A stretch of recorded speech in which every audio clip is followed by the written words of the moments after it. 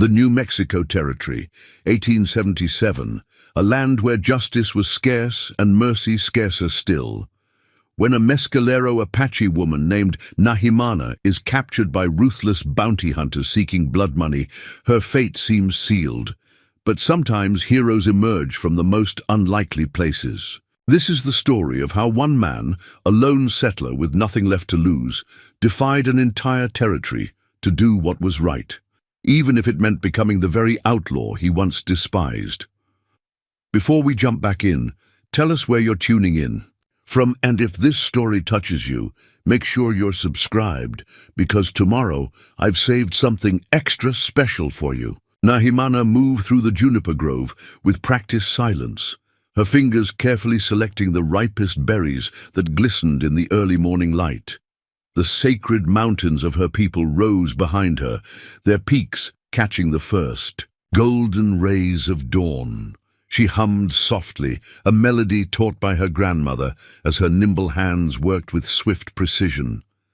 The Mescalero Apache had called these mountains home for generations, long before the treaties were broken, long before the bounties were placed on their heads.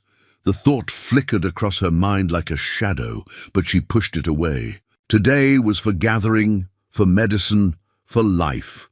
Nahimana's basket grew heavy with juniper berries, wild herbs, and the precious yellow pollen she had carefully collected from the flowering plants that dotted the foothills. Her people needed these medicines now more than ever, with winter approaching and sickness already creeping through the settlement. Being the daughter of the tribe's medicine woman meant responsibilities that stretched beyond her 22 years, but she carried them with quiet dignity. A hawk circles overhead, its cry piercing the morning stillness. Nahimana paused, watching, its graceful arc against the endless blue sky. Her father had always said the hawk was her spirit guardian, watchful, patient, fierce when necessary. She smiled at the memory of him. "You shouldn't wander this far alone." The voice startled her, though she didn't show it. Turning, she found Kitchi leaning against a weathered pine, his Winchester rifle resting casually across his shoulders. Though only 4 years her senior, responsibility had etched premature lines around his eyes, making him look older than his 26 years. "The soldiers rarely patrol this far into the mountains," she replied, resuming her gathering. "And I'm hardly alone with you, shadowing me like a mountain lion." Kitchi's mouth twitched with the ghost of a smile. "It's not just soldiers we need to worry about these days," she knew what he meant. Bounty hunters, men who hunted Apaches for the rewards offered by territorial officials. $40 for a man's scalp, 20 for a woman's, 10 for a child's. The thought made her stomach turn. "Did the council send you to watch over me?" she asked, though she already knew the answer. "No," Kitchi admitted, pushing away from the tree to approach her. "Your mother did."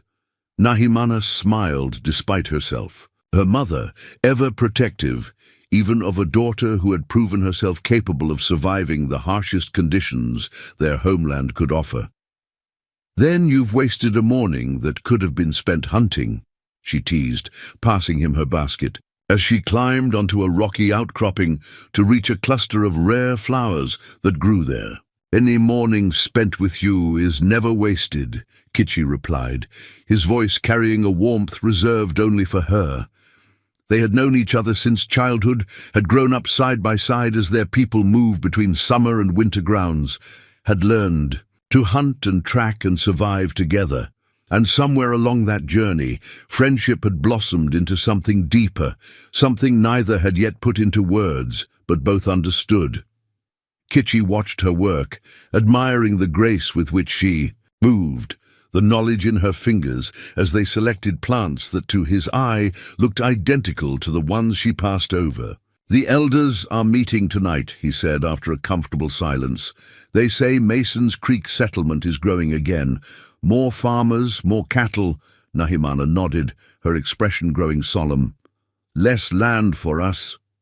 Chief Nata'ani wants to send a delegation to remind them of the boundaries in the treaty." She descended from the rocks, landing lightly beside him. Treaties mean nothing to them, Kitchi. You know this. What would you have us do? Fight? We've seen how that ends. His jaw tightened, memories of battles lost, of friends and family who would never return. Nahimana placed a gentle hand on his arm. There must be a middle path, one that doesn't end in bloodshed. Kitchi covered her hand with his own, their eyes meeting in silent understanding. This was the world they had inherited, a world of shrinking territories and growing threats, where survival meant walking an impossible line between resistance and accommodation. "Come," she said softly, retrieving her basket. "We should return before midday. The council will want these medicines." They walked in companionable silence, following a path invisible to untrained eyes. The forest embraced them, sheltering them, beneath ancient pines that had witnessed centuries of human struggle come and go like passing seasons. As they created a ridge overlooking the valley where their small settlement lay nestled against the mountainside, Kitchi suddenly tensed. He raised a hand, signaling Nahimana to stop. "What is it?" she whispered, instantly alert. He pointed to a thin column of smoke rising from the wrong direction, not from their settlement's cooking fires, but from the eastern approach, where a little-used trail wound through the foothills. "Travelers," Kitchi murmured, his hand moving instinctively to his rifle. "Or hunters," Nahimana added, her voice calm despite the flutter of apprehension in her chest. "Stay here," Kitchi instructed, already moving toward a vantage point that would give him a better view. But Nahimana followed, setting down her basket carefully behind a boulder. "Two sets of eyes are better than one," she reminded him. Together, they crept forward, using the terrain for cover until they reached a rocky outcropping overlooking the narrow trail below. What they saw made Nahimana's blood run cold. 5 men on horseback, heavily armed, their faces weathered by sun and hardened by greed. 2 led pack mules loaded with supplies, but it was what hung from one of the mules that caused Kitchi to grip his rifle until his knuckles turned white. Scalps, at least a dozen, dried and tied to the saddlebags like macabre trophies. Bounty hunters. Nahimana felt Kitchi's muscles coil beside her, saw the cold rage in his eyes as he raised his rifle. "No," she whispered urgently, placing her hand on the barrel. "There are too many, and they would only send more." Reluctantly, Kitchi lowered his weapon. "We need to warn the others," he said, his voice a harsh whisper. "They can't be allowed near our people." Nahimana nodded, already calculating the fastest route back to the settlement. They needed to move quickly to evacuate the most vulnerable, to hide the children and elders in the caves higher up the mountain where they had sheltered before. As they retreated, a branch snapped beneath Kitchi's foot, a sound that seemed to echo through the forest like a gunshot. Below, the bounty hunters halted, hands moving to weapons. "Run!" Kitchi ordered, pushing Nahimana ahead of him. "Don't stop, don't look back." And so they ran, racing against time and the growing certainty that their peaceful morning had just become a desperate fight for survival. The forest seemed to hold its breath as Nahimana and Kitchi raced through familiar terrain, now transformed by urgency. They moved like shadows, their footfalls barely disturbing the pine needles carpeting the ground. Behind them, shouts echoed. The bounty hunters had detected their presence and were giving chase. "We need to split up," Kitchi said, his voice low and tense as they paused behind a massive boulder. "I'll lead them away from the settlement." Nahimana grabbed his arm. "That's suicide, Kitchi." "Our people need warning," he insisted. "You're faster than me. Get to them. Tell them to move. To the high caves." His eyes held hers, filled with a fierce determination that brooked no argument. "I'll circle back and meet you there by nightfall." The wisdom in his plan was undeniable, but fear clutched at Nahimana's heart. "Promise me," she whispered. "By the breath of our ancestors," he replied, the most sacred oath their people knew. With one last look, they parted, Nahimana heading west toward their settlement, while Kitchi turned south, making deliberate noise to draw attention. The sound of pursuit followed Kitchi, just as he'd intended. Nahimana pressed forward, her lungs burning as she pushed herself harder, faster. The medicine basket was long abandoned, her only thought now the safety of her people. The wind changed suddenly, carrying with it a scent that made her freeze mid-stride. Smoke. Not the clean smoke of cooking fires, but the acrid, heavy smoke of destruction. An orange glow flickered through the trees ahead. Her heart sank as realization dawned. The bounty hunters below weren't the only ones. This had been a coordinated attack. Nahimana crouched low, approaching with extreme caution. From the cover of a juniper thicket, she beheld a scene from her worst nightmares. Their settlement was in flames. Bounty hunters, at least 8 of them, moved through the burning structures, weapons drawn. Some of her people lay motionless on the ground. Others were being bound, forced into a line like cattle. Her mother was among them, standing proudly despite the blood running down her temple. The sight sent rage coursing through Nahimana's veins, hot and potent. Her hand moved to the knife at her waist, fingers curling around the bone handle. But she forced herself to think beyond emotion. 8 armed men against 1 woman with a knife. She would die before helping anyone. A flicker of movement to her left caught her attention. Children being led away by 2 elders through a hidden path. At least some had escaped. She needed to find Kitchi. Together they could follow, protect those who had fled, perhaps even free the captives once they were on the trail. As she prepared to retreat, a rough hand clamped over her mouth, another seizing her arm in an iron grip. She fought instinctively, twisting, kicking, trying to reach her knife. "Easy," a voice hissed in her ear. "I ain't with them." The accent was American, the English choppy but understandable. Nahimana stilled, not out of compliance but strategic. Pause. The man holding her wasn't one of the bounty hunters she'd seen below. He released her mouth but maintained his grip on her arm. "They're planning to hit every Apache camp in these mountains," he whispered. "This is just the start." Nahimana turned enough to see him. A white man in his 30s, bearded, dressed in worn trail clothes. His eyes were hard but not cruel.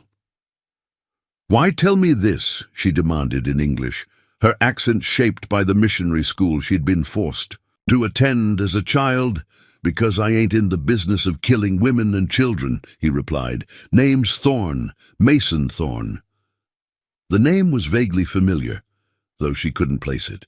"Let go of me," she commanded. Surprisingly, he complied, though he remained tense, ready to grab her again if she tried to flee. "You got a band of bounty hunters between you and your people. You rush down there, you'll end up dead or worse." "Those are my people," she said, voice tight with controlled fury. "My family." Mason nodded toward the distant figures being led away. "They're taking them to Fort Stanton. Military's paying extra for live captures, testing some new reservation program." The contempt in his voice when he spoke of the program was unmistakable. Preparing and narrating this story took us a lot of time, so if you are enjoying it, subscribe to our channel. It means a lot to us. Now back to the story. "Why should I believe you?" Nahimana asked, though the scene below confirmed much of what he said. "Because I just deserted my post at that time 3 days ago," he answered grimly. "Couldn't stomach what was happening there." Before Nahimana could respond, gunshots cracked through the air from the south, where Kitchi had gone, her head whipped around, heart seizing. "Your friend?" Mason asked, following her gaze.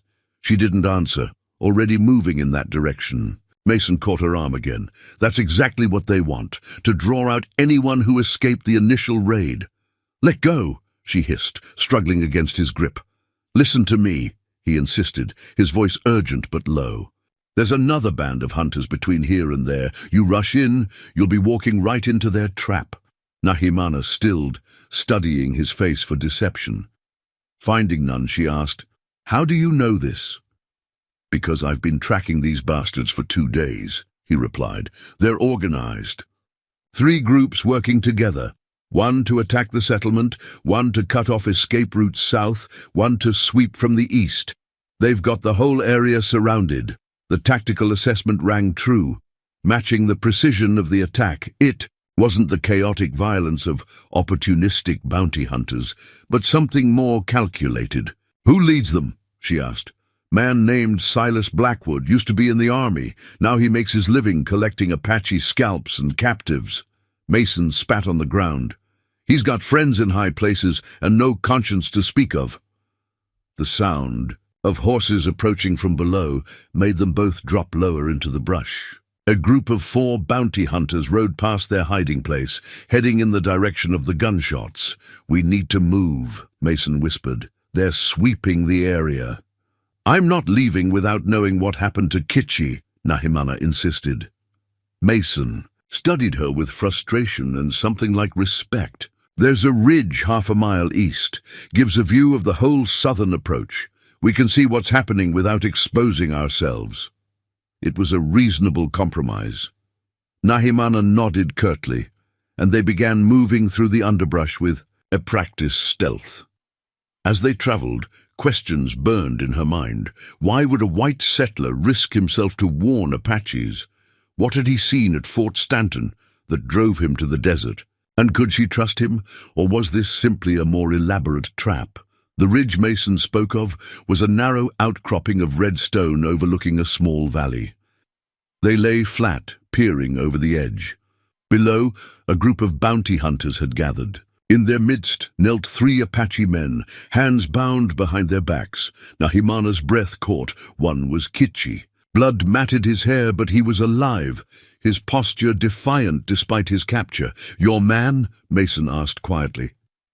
She nodded, unable to speak past the tightness in her throat. Mason studied the scene with narrowed eyes. That's Blackwood, he said, indicating a tall figure on horseback. The man's long coat was adorned with what looked like military insignia, though not in any official configuration. He likes to interrogate his captives personally. They think they know where the larger bands are hiding.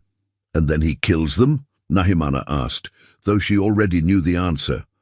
Sometimes, Mason replied grimly. Sometimes he does worse. They watched as Blackwood dismounted, approaching the kneeling men. Though too distant to hear words, the menace in his posture was unmistakable. We have to help them, Nahimana said, her hand again finding her knife. Mason caught her wrist. There are 11 armed men down there. We'd be dead before we got within 20 yards. So we do nothing, she challenged me. No, he replied, his voice hardening with resolve. We follow, we wait, and when the moment is right, we act. Nahimana looked from Mason to the scene below, where Kitchi now endured a backhanded blow from Blackwood. Every instinct screamed for immediate action, but logic told her Mason was right. Why help us? She asked, studying his weathered face. Something dark passed behind his eyes. Let's just say I've got a debt that needs paying. He shifted, preparing to retreat from the ridge. They'll be moving out soon, taking your people to the fort. We need to get ahead of them, find a place to plan. As they backed away from the ridge, the sound of Blackwood's laughter drifted up from below, cold, confident, cruel. A sound that promised pain. Nahimana cast one last look at Kitchi's distant figure before following Mason into the forest. One way or another, she vowed silently, this man Blackwood would pay for what he'd done that day. And she would free her, people, or die in the attempt. Twilight painted the mountains in hues of amber and purple as Nahimana and Mason made their way through the forest. They moved in tense silence, each step taking them further from the captured Apaches, but closer to whatever plan Mason was formulating. There's an abandoned trapper's cabin about 2 miles ahead, Mason said finally, his voice barely audible above the chirping of evening crickets. We can rest there, plan our next move. Nahimana studied his profile in the fading light. You know these mountains well for a fort soldier. A shadow crossed his face. I wasn't always a soldier." Before she could press further, Mason raised his hand in warning. They froze, listening. The distant sound of hoofbeats echoed through the canyon to their right. "They're moving faster than I expected," Mason muttered. Nahimana crouched, peering through the brush toward the narrow trail below. "Is it Blackwood?" "No," Mason replied, joining her. "Advance party, probably scouting the route ahead." Through gaps in the foliage, they watched as 3 riders appeared, moving at a cautious trot. Unlike the bounty hunters they'd seen earlier, these men wore fragments of military uniform mixed with civilian clothes, deserters perhaps, or former soldiers turned mercenaries. "We should take them," Nahimana whispered, her hand moving to her knife. Mason gave her an incredulous look. 3 armed men? That's your plan?" "We need their horses if we're going to catch up to my people," she replied coolly. "And their weapons." Mason hesitated, weighing the risk. Finally he nodded. "All right, but we do this smart." He pointed to a bend in the trail ahead, where it narrowed between 2 large boulders. "Can you get there before they do?"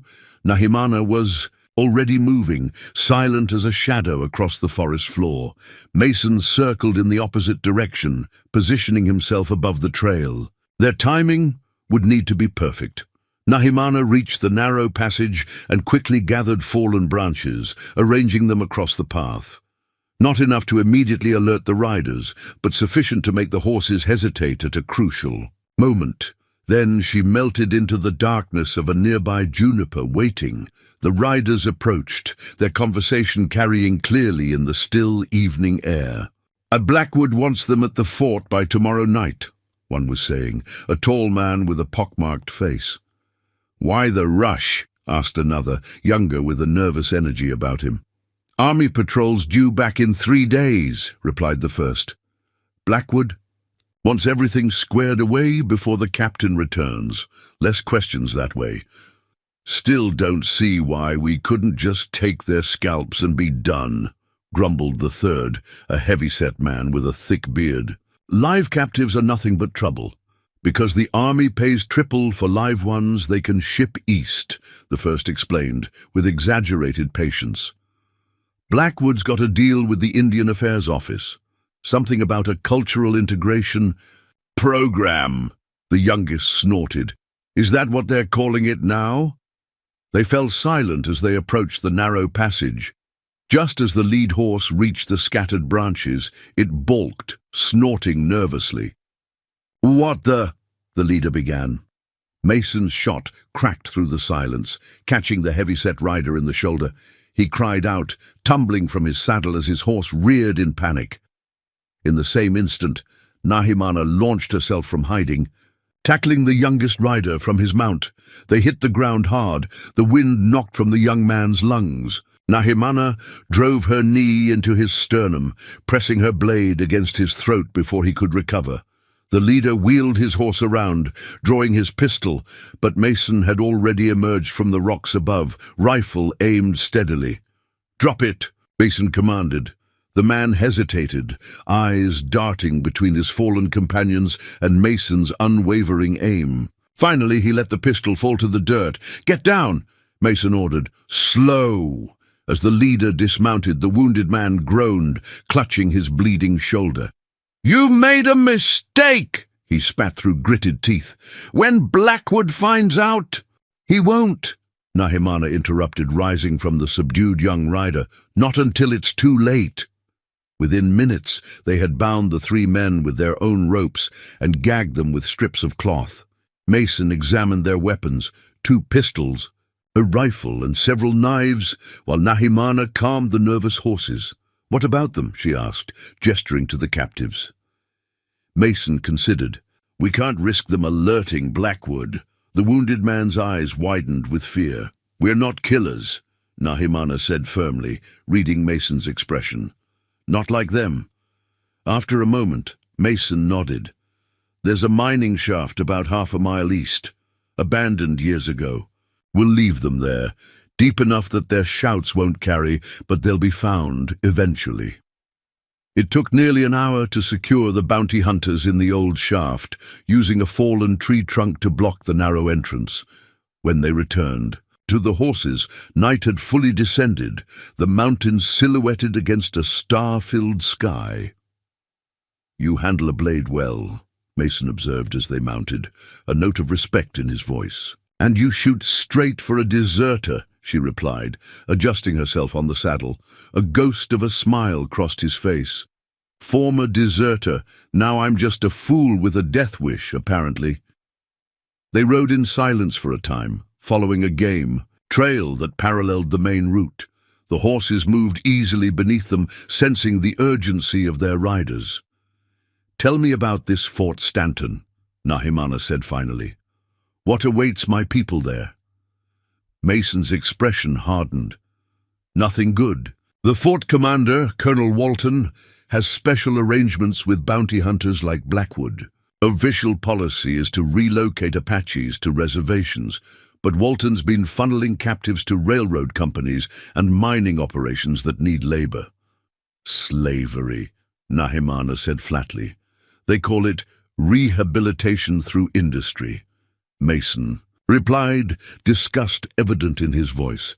"Men are sent to the mines, women and children to camps where they are taught civilized ways, meaning they break their spirit, force them to forget their language, their customs. And the military allows this." Mason's laugh was bitter. "The military profits from it. Colonel Walton gets a percentage of every Apache he processes through the system. And you were part of this," Nahimana stated. Not a question, but an accusation. Mason was silent for several long moments.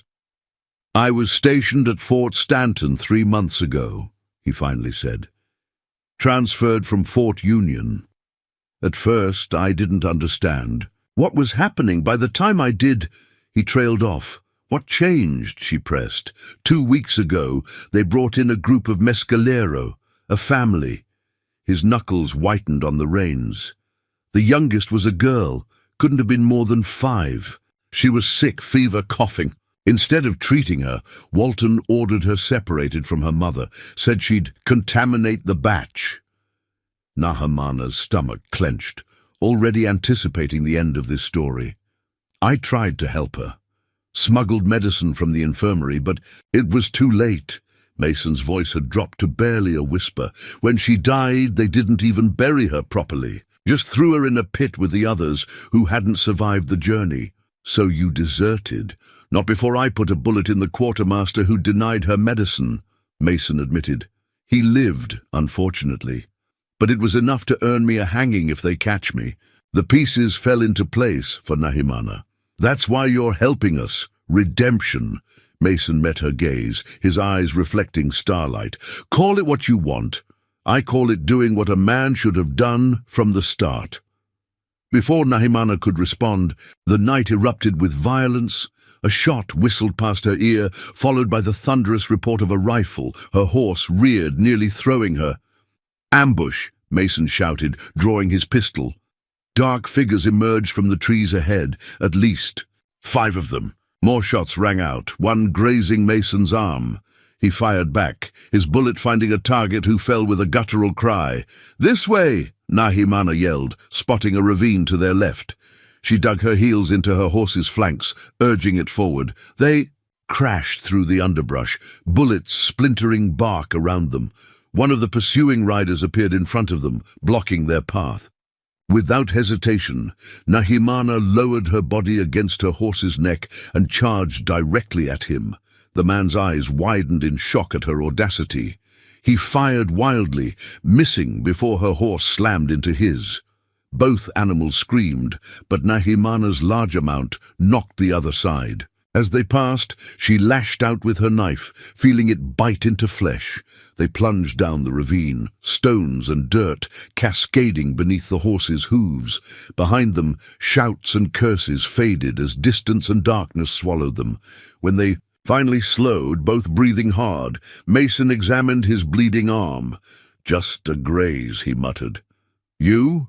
"He won't," Nahimana interrupted, rising from the subdued young rider. "Not until it's too late." Within minutes, they had bound the 3 men with their own ropes and gagged them with strips of cloth. Mason examined their weapons, 2 pistols, A rifle and several knives, while Nahimana calmed the nervous horses. "What about them?" she asked, gesturing to the captives. Mason considered. "We can't risk them alerting Blackwood." The wounded man's eyes widened with fear. "We're not killers," Nahimana said firmly, reading Mason's expression. "Not like them." After a moment, Mason nodded. "There's a mining shaft about half a mile east, abandoned years ago. We'll leave them there, deep enough that their shouts won't carry, but they'll be found eventually." It took nearly an hour to secure the bounty hunters in the old shaft, using a fallen tree trunk to block the narrow entrance. When they returned to the horses, night had fully descended, the mountains silhouetted against a star-filled sky. "You handle a blade well," Mason observed as they mounted, a note of respect in his voice. "And you shoot straight for a deserter," she replied, adjusting herself on the saddle. A ghost of a smile crossed his face. "Former deserter, now I'm just a fool with a death wish, apparently." They rode in silence for a time, following a game trail that paralleled the main route. The horses moved easily beneath them, sensing the urgency of their riders. "Tell me about this Fort Stanton," Nahimana said finally. "What awaits my people there?" Mason's expression hardened. "Nothing good. The fort commander, Colonel Walton, has special arrangements with bounty hunters like Blackwood. Official policy is to relocate Apaches to reservations, but Walton's been funneling captives to railroad companies and mining operations that need labor." "Slavery," Nahimana said flatly. "They call it rehabilitation through industry." Mason replied, disgust evident in his voice. "Men are sent to the mines, women and children to camps where they are taught civilized ways, meaning they break their spirit, force them to forget their language, their customs." "And the military allows this?" Mason's laugh was bitter. "The military profits from it. Colonel Walton gets a percentage of every Apache he processes through the system." "And you were part of this," Nahimana stated. Not a question, but an accusation. Mason was silent for several long moments. "I was stationed at Fort Stanton 3 months ago," he finally said. "Transferred from Fort Union. At first, I didn't understand what was happening. By the time I did," he trailed off. "What changed?" she pressed. "2 weeks ago, they brought in a group of Mescalero, a family." His knuckles whitened on the reins. "The youngest was a girl, couldn't have been more than 5. She was sick, fever, coughing. Instead of treating her, Walton ordered her separated from her mother, said she'd contaminate the batch." Nahimana's stomach clenched, already anticipating the end of this story. "I tried to help her. Smuggled medicine from the infirmary, but it was too late." Mason's voice had dropped to barely a whisper. "When she died, they didn't even bury her properly. Just threw her in a pit with the others who hadn't survived the journey. So you deserted." "Not before I put a bullet in the quartermaster who denied her medicine," Mason admitted. "He lived, unfortunately. But it was enough to earn me a hanging if they catch me." The pieces fell into place for Nahimana. "That's why you're helping us. Redemption." Mason met her gaze, his eyes reflecting starlight. "Call it what you want. I call it doing what a man should have done from the start." Before Nahimana could respond, the night erupted with violence. A shot whistled past her ear, followed by the thunderous report of a rifle. Her horse reared, nearly throwing her. "Ambush!" Mason shouted, drawing his pistol. Dark figures emerged from the trees ahead, at least 5 of them. More shots rang out, one grazing Mason's arm. He fired back, his bullet finding a target who fell with a guttural cry. "This way!" Nahimana yelled, spotting a ravine to their left. She dug her heels into her horse's flanks, urging it forward. They crashed through the underbrush, bullets splintering bark around them. One of the pursuing riders appeared in front of them, blocking their path. Without hesitation, Nahimana lowered her body against her horse's neck and charged directly at him. The man's eyes widened in shock at her audacity. He fired wildly, missing before her horse slammed into his. Both animals screamed, but Nahimana's larger mount knocked the other side. As they passed, she lashed out with her knife, feeling it bite into flesh. They plunged down the ravine, stones and dirt cascading beneath the horses' hooves. Behind them, shouts and curses faded as distance and darkness swallowed them.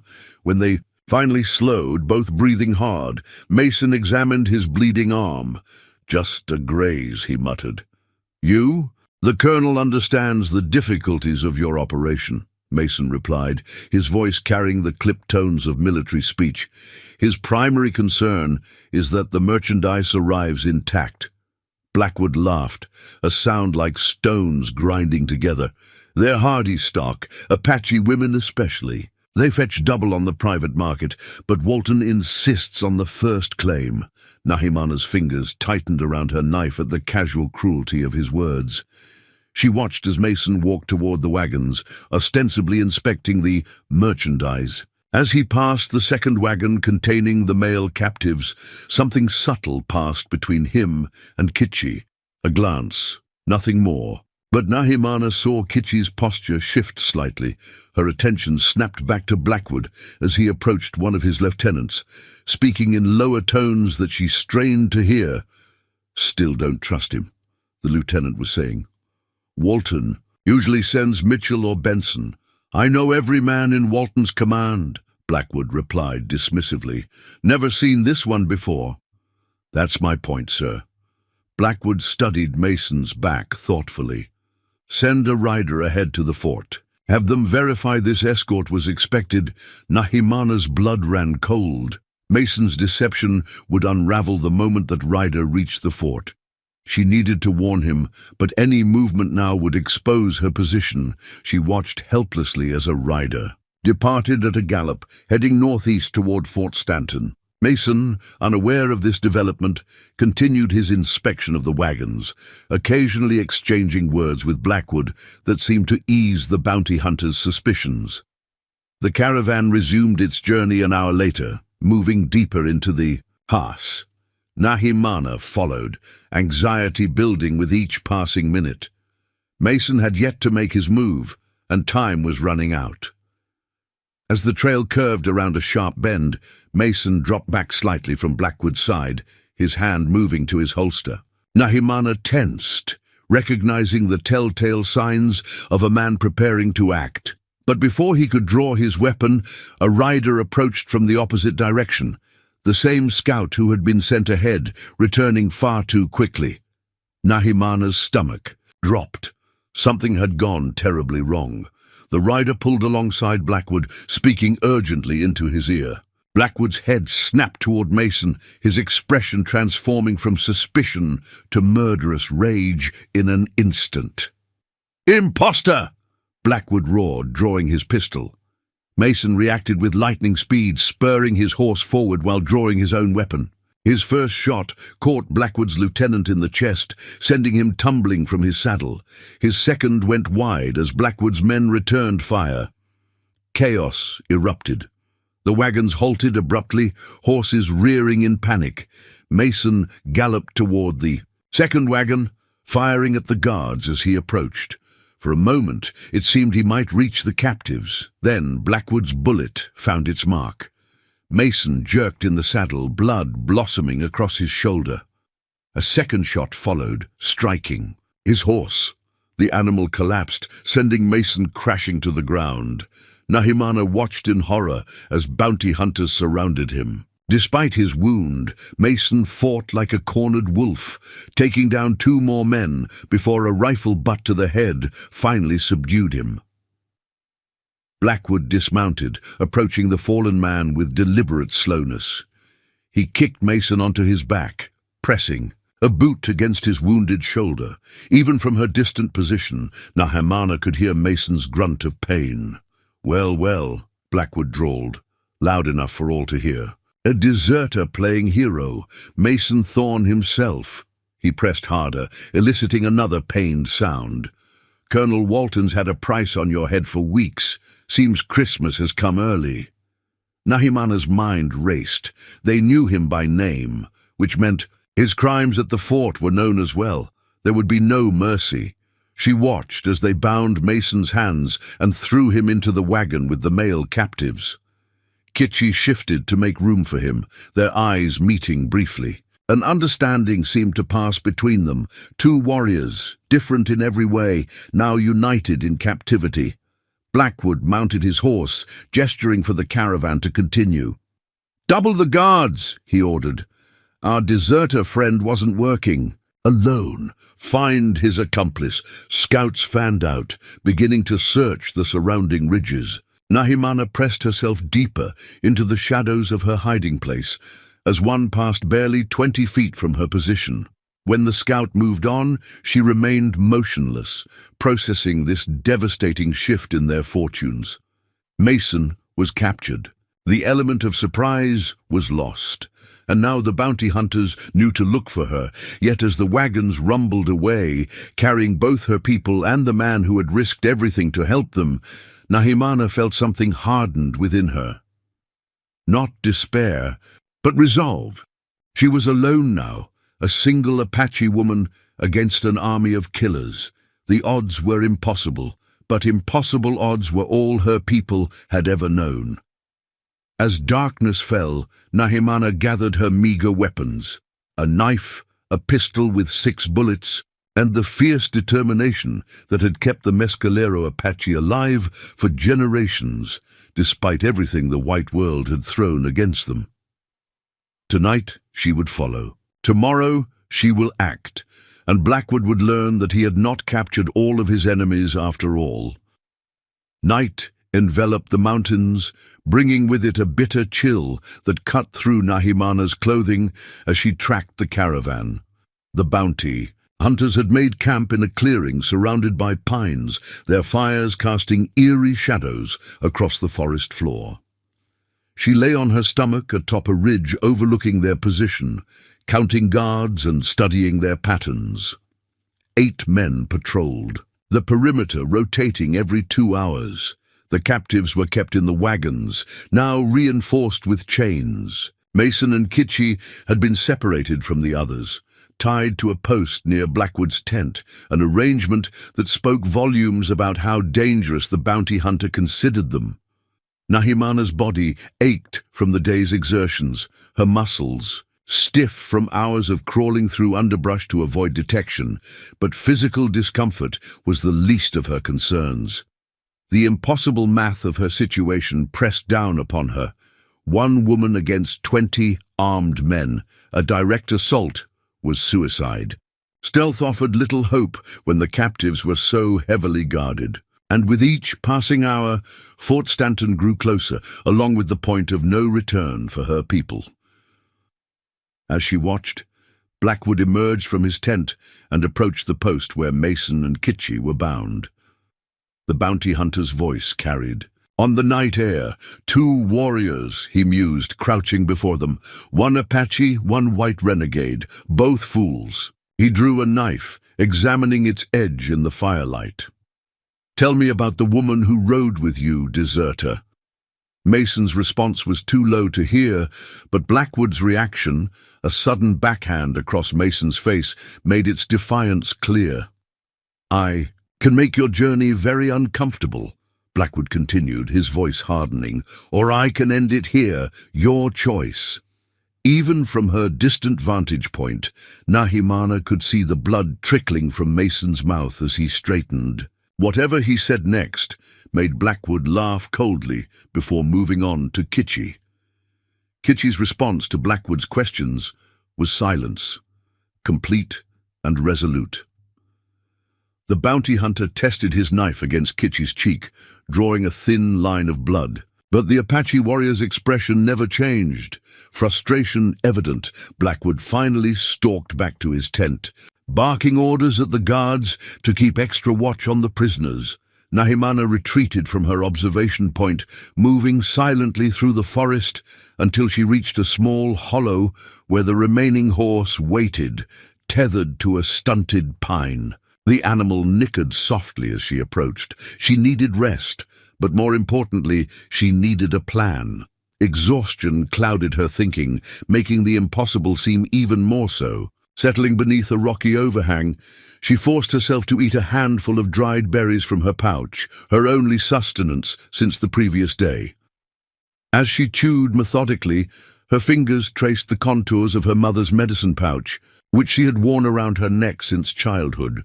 Within it lay sacred herbs, tiny bones for divination, and a small obsidian arrowhead that had belonged to her grandfather, items of power in her people's tradition. Her mother had taught her that when the path ahead seemed darkest, one must quiet the mind and listen to the ancestors. Closing her eyes, Nahimana breathed deeply, centering herself as she had been taught. The solution, when it came, was not from ancestral wisdom, but practical experience. Her people had survived for generations, not by winning direct confrontations with superior forces, but by turning the land itself into a weapon. Eyes snapping open, Nahimana surveyed her surroundings with renewed purpose. Tomorrow, the caravan would need to cross White Rock Canyon, a treacherous passage with steep walls and a narrow trail that wound along a precipitous drop. It was a natural bottleneck, and therefore an opportunity. She would not attempt to free all the captives at once. Such an endeavor was doomed to failure. Instead, she would focus on freeing Mason and Kitchi. 3 warriors together stood a better chance than one alone. With this clarity of purpose, she allowed herself a few hours of fitful sleep, knife in hand, senses alert to the slightest disturbance. Before dawn broke, she was moving again, pushing, ahead of the caravan's path to reach White Rock Canyon. The morning sun had barely crested the mountains when she arrived at the canyon's narrowest point. Here, the trail hugged the cliff face, with a sheer drop of nearly 100 feet on the outer edge. Directly above, the canyon wall rose another, 60 feet, dotted with precariously balanced boulders, the remnants of ancient rock slides. Nahimana climbed swiftly, fingers finding holes in the weathered stone, her body moving with the practiced efficiency of someone who had known these mountains since childhood. Near the top, she found what she sought. A cluster of large rocks that seemed to defy gravity, held in place by little more than time and stubborn resistance to the pull of the earth. Working quickly, she began to dig away at the soil and smaller stones that supported the largest boulder, careful not to trigger a premature collapse. It was painstaking work, requiring both strength and delicacy. One miscalculation could send the rocks tumbling too soon, or worse, upon herself. By midday, sweat soaked her clothing despite the cool mountain air. The support beneath the largest boulder was now significantly weakened, requiring only a firm push to send it crashing down. Satisfied with her work, Nahimana descended to the trail below and prepared the second phase of her plan. Using a fallen pine branch, she swept away her tracks, then constructed a small blind of branches near a bend in the trail. From this position, she would be invisible to the approaching caravan until they were directly below her trap. The waiting was the hardest part. Hours passed with agonizing slowness as Nahimana replayed every detail of her plan, identifying potential failures and adjusting accordingly. The sun began its westward arc, shadows lengthening across the canyon floor. Finally, the distant sound of wagon wheels and horses' hooves echoed through the canyon. Nahimana tensed, checking the pistol she had taken from the ambushers. 6 bullets. She would need to make each one count. The advance scouts appeared first, 2 riders moving cautiously along the narrow trail. They passed beneath her position without detecting her presence. Next came the main body of the caravan, Blackwood, at the front, followed by the wagons containing the captives. Nahimana waited, counting silently. Timing was everything. The first wagon rolled beneath the weakened boulder, then the second, her eyes fixed on the third wagon, where Mason and Kitchi were now held, separated from the other prisoners. As the third wagon reached the critical point, Nahimana raised the pistol and fired, not at the bounty hunters, but at the precariously balanced boulder above. The shot struck stone, sending fragments flying, but the boulder held. Cursing under her breath, she fired again. This time, the impact dislodged the supporting stones. With a grinding rumble that quickly became a roar, the boulder toppled, taking smaller rocks with it as it crashed down toward the trail. Chaos erupted below. Horses screamed in terror as the avalanche thundered down. The third wagon's driver tried to whip his team forward, but it was too late. Rocks slammed into the trail just behind the second wagon, obliterating the path and cutting off the third. In the confusion, Nahimana fired 3 rapid shots at the guards nearest the third wagon. 2 fell, while the third dove for cover. Blackwood wheeled his horse, shouting orders that were lost in the din of panicked animals and falling stone. Nahimana launched herself down the slope, sliding the last 15 feet to land beside the third wagon, just as Mason and Kitchi were breaking free of their loosened bonds. The collision had thrown their guards forward, giving them the opportunity they needed. Kitchi moved like lightning, wresting a rifle from a dazed guard and striking him with the butt. Mason, despite his wounded shoulder, had managed to arm himself with a fallen pistol. "The horses!" Nahimana shouted, pointing to the frightened team still harnessed to the wagon. Kitchi immediately began cutting them free, while Mason provided covering fire against the bounty hunters who were regrouping on the far side of the rock slide. Bullets whined past them, splintering wood and kicking up dust. "Blackwood's coming around the ridge," Mason warned, ducking as a shot narrowly missed his head. Nahimana glanced up to see the bounty hunter leading several men along a higher trail that bypassed the rock slide. They had minutes at most before they would be caught in a crossfire. Kitchi freed the last horse, helping Mason mount despite his injury. Nahimana swung onto another, while Kitchi took the third. Without saddles or proper bridles, controlling the animals would be challenging, especially on the treacherous mountain trails that lay ahead. "This way!" Nahimana called, spurring her horse toward a game trail that branched from the main path. It was barely visible, known only to the Apache, who had hunted these mountains for generations. As they plunged into the forest, bullets tore through the foliage around them. Behind them, Blackwood's enraged shouts faded, replaced by the thundering of hooves as their pursuers gave chase. They had escaped the trap, but the hunt was far from over. And the remaining captives, including Nahimana's mother, were still in Blackwood's possession, their wagon now continuing unimpeded toward Fort Stanton. Nahimana exchanged a glance with Kitchi as they rode, a wordless communication born of shared history and purpose. They had won a small victory, but the greater battle still lay ahead, and this time Blackwood would be ready for them. Twilight settled over the mountains as Nahimana, Kitchi, and Mason finally slowed their exhausted horses. They had ridden hard, for hours, following game trails and dry creek beds to confuse their pursuers, doubling back and splitting up before rejoining at predetermined points. Now in a secluded box canyon, known only to the Mescalero, they paused to regroup.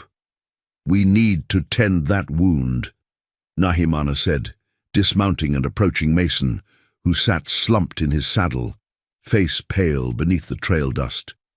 Blackwood's bullet had torn through his shoulder, and though the bleeding had slowed, infection was the greater concern now. Mason grimaced as he dismounted, nearly collapsing before Kitchi stepped forward to support him. "I've had worse," Mason muttered, though his clenched jaw betrayed the intensity of his pain. "Sit," Nahimana commanded, gesturing toward a flat rock. She untied the medicine pouch from her neck and began gathering additional herbs from the surrounding vegetation. Kitchi secured the horses, then scouted the perimeter of their temporary sanctuary, his movements fluid, despite his own injuries. When he returned, he knelt beside Nahimana, speaking in their native tongue. "Blackwood's men have split into 3 groups," he reported. "They're combing the eastern slopes, but they've lost our trail for now." "Will they continue to Fort Stanton?" "With their captives," she asked, crushing juniper berries between smooth river stones. Kitchy's expression darkened. The main wagon train will proceed. Blackwood and his best trackers will hunt us. He cannot allow us to live. We know too much about his operation. Mason watched their exchange, understanding nothing of the words, but reading much in their expressions. "The fort," he said, wincing as Nahimana began cleaning his wound with water from her skin. "How much time do we have?" 2 days, perhaps less," Kitchy answered in English, his accent thicker but his vocabulary precise. "The wagon carrying your people will move slower than we did, but they have a head start." Nahimana applied a poultice of crushed herbs to Mason's wound, then bound it with strips torn from her undershirt. "This will draw out infection and dull the pain," she explained, "but you need real medicine." "What I need is to finish what we started," Mason replied, his eyes meeting hers with surprising intensity. "Your people aren't the only ones, Blackwood. As condemned to living death in those mines and camps." Kitchy studied the former soldier with newfound respect. "Why do you care so much about the fate of Apache?" A shadow crossed Mason's face. "My wife was half Cherokee. When the relocation orders came, the army didn't care about her white father or our marriage license. They took her east on one of those integration transports." His voice hardened. "I never saw her again." The revelation hung in the air between them, reshaping their understanding of this man who had risked everything for strangers. Nahimana's hands paused momentarily in their work before continuing to secure the bandage. "What is your plan now?" Kitchy asked, addressing both of them. "We are 3 against many, and our people grow more distant with each passing hour." Nahimana sat back on her heels, her mind working through their limited options. "We cannot overtake the wagon train directly. We would be outnumbered and outgunned. But I know these mountains better than any of Blackwood's men. There is another way to Fort Stanton." "The Switchback Trail," Kitchy said, understanding dawning in his eyes. "Through Devil's Canyon." Mason looked between them. "What's this trail?" "A dangerous path known only to our people," Nahimana explained. "It cuts through the highest peaks, saving nearly a day's journey, but few attempt it. Rock slides have claimed many lives there," Kitchy added, "and the trail itself is barely wide enough for a horse in places. One misstep means death." "Sounds perfect," Mason said with grim humor. "When do we leave?" "At first light," Nahimana decided. "We need rest, and the trail is too dangerous to navigate in darkness." As night deepened around them, they built a small, smokeless fire, sheltered by overhanging rocks to prevent its light from being visible to distant observers. They ate sparingly from the meager supplies in Nahimana's pouch, supplemented by roots and berries Kitchy gathered from the surrounding forest. While Mason dozed fitfully, his wound making restful sleep impossible, Nahimana and Kitchy spoke in low voices, their conversation returning to English when discussing strategy so Mason could participate. "If we reach the fort before the wagons," Nahimana began, tracing a rough map in the dirt with a stick, "we can set an ambush here at Eagle Pass. It's the last narrow approach before the open plains surrounding the fort." Kitchy nodded. "The wagons would be forced to slow there. But 3 against 12 or more?" Mason interjected, pushing himself up on his good arm. "Even with surprise, those odds are steep." "We will not be there for long," Kitchy said, exchanging a meaningful look with Nahimana. Understanding dawned on Mason's face. "There are more of your people nearby?" Nahimana hesitated before answering. Trust was still a fragile thing between them, despite all they had endured together. "When our settlement was attacked, not everyone was captured. The elders would have led the children to the summer hunting grounds in the high country. If we can reach them," Kitchy continued, "we might gather enough warriors for a proper rescue." Hope flickered in Mason's eyes, quickly tempered by practicality. "How far are these hunting grounds?" "A half-day's ride from the Switchback Trail," Nahimana replied. "But there's no guarantee they reached safety, or that they have weapons." "Or Weight of this uncertainty settled over them. Their plan depended on too many unknown factors: the speed of the wagon train, the number of warriors they might recruit, their ability to navigate the treacherous trail ahead. Mason studied the rough map Nahimana had drawn, then added his own knowledge. Fort Stanton's western approach is lightly guarded.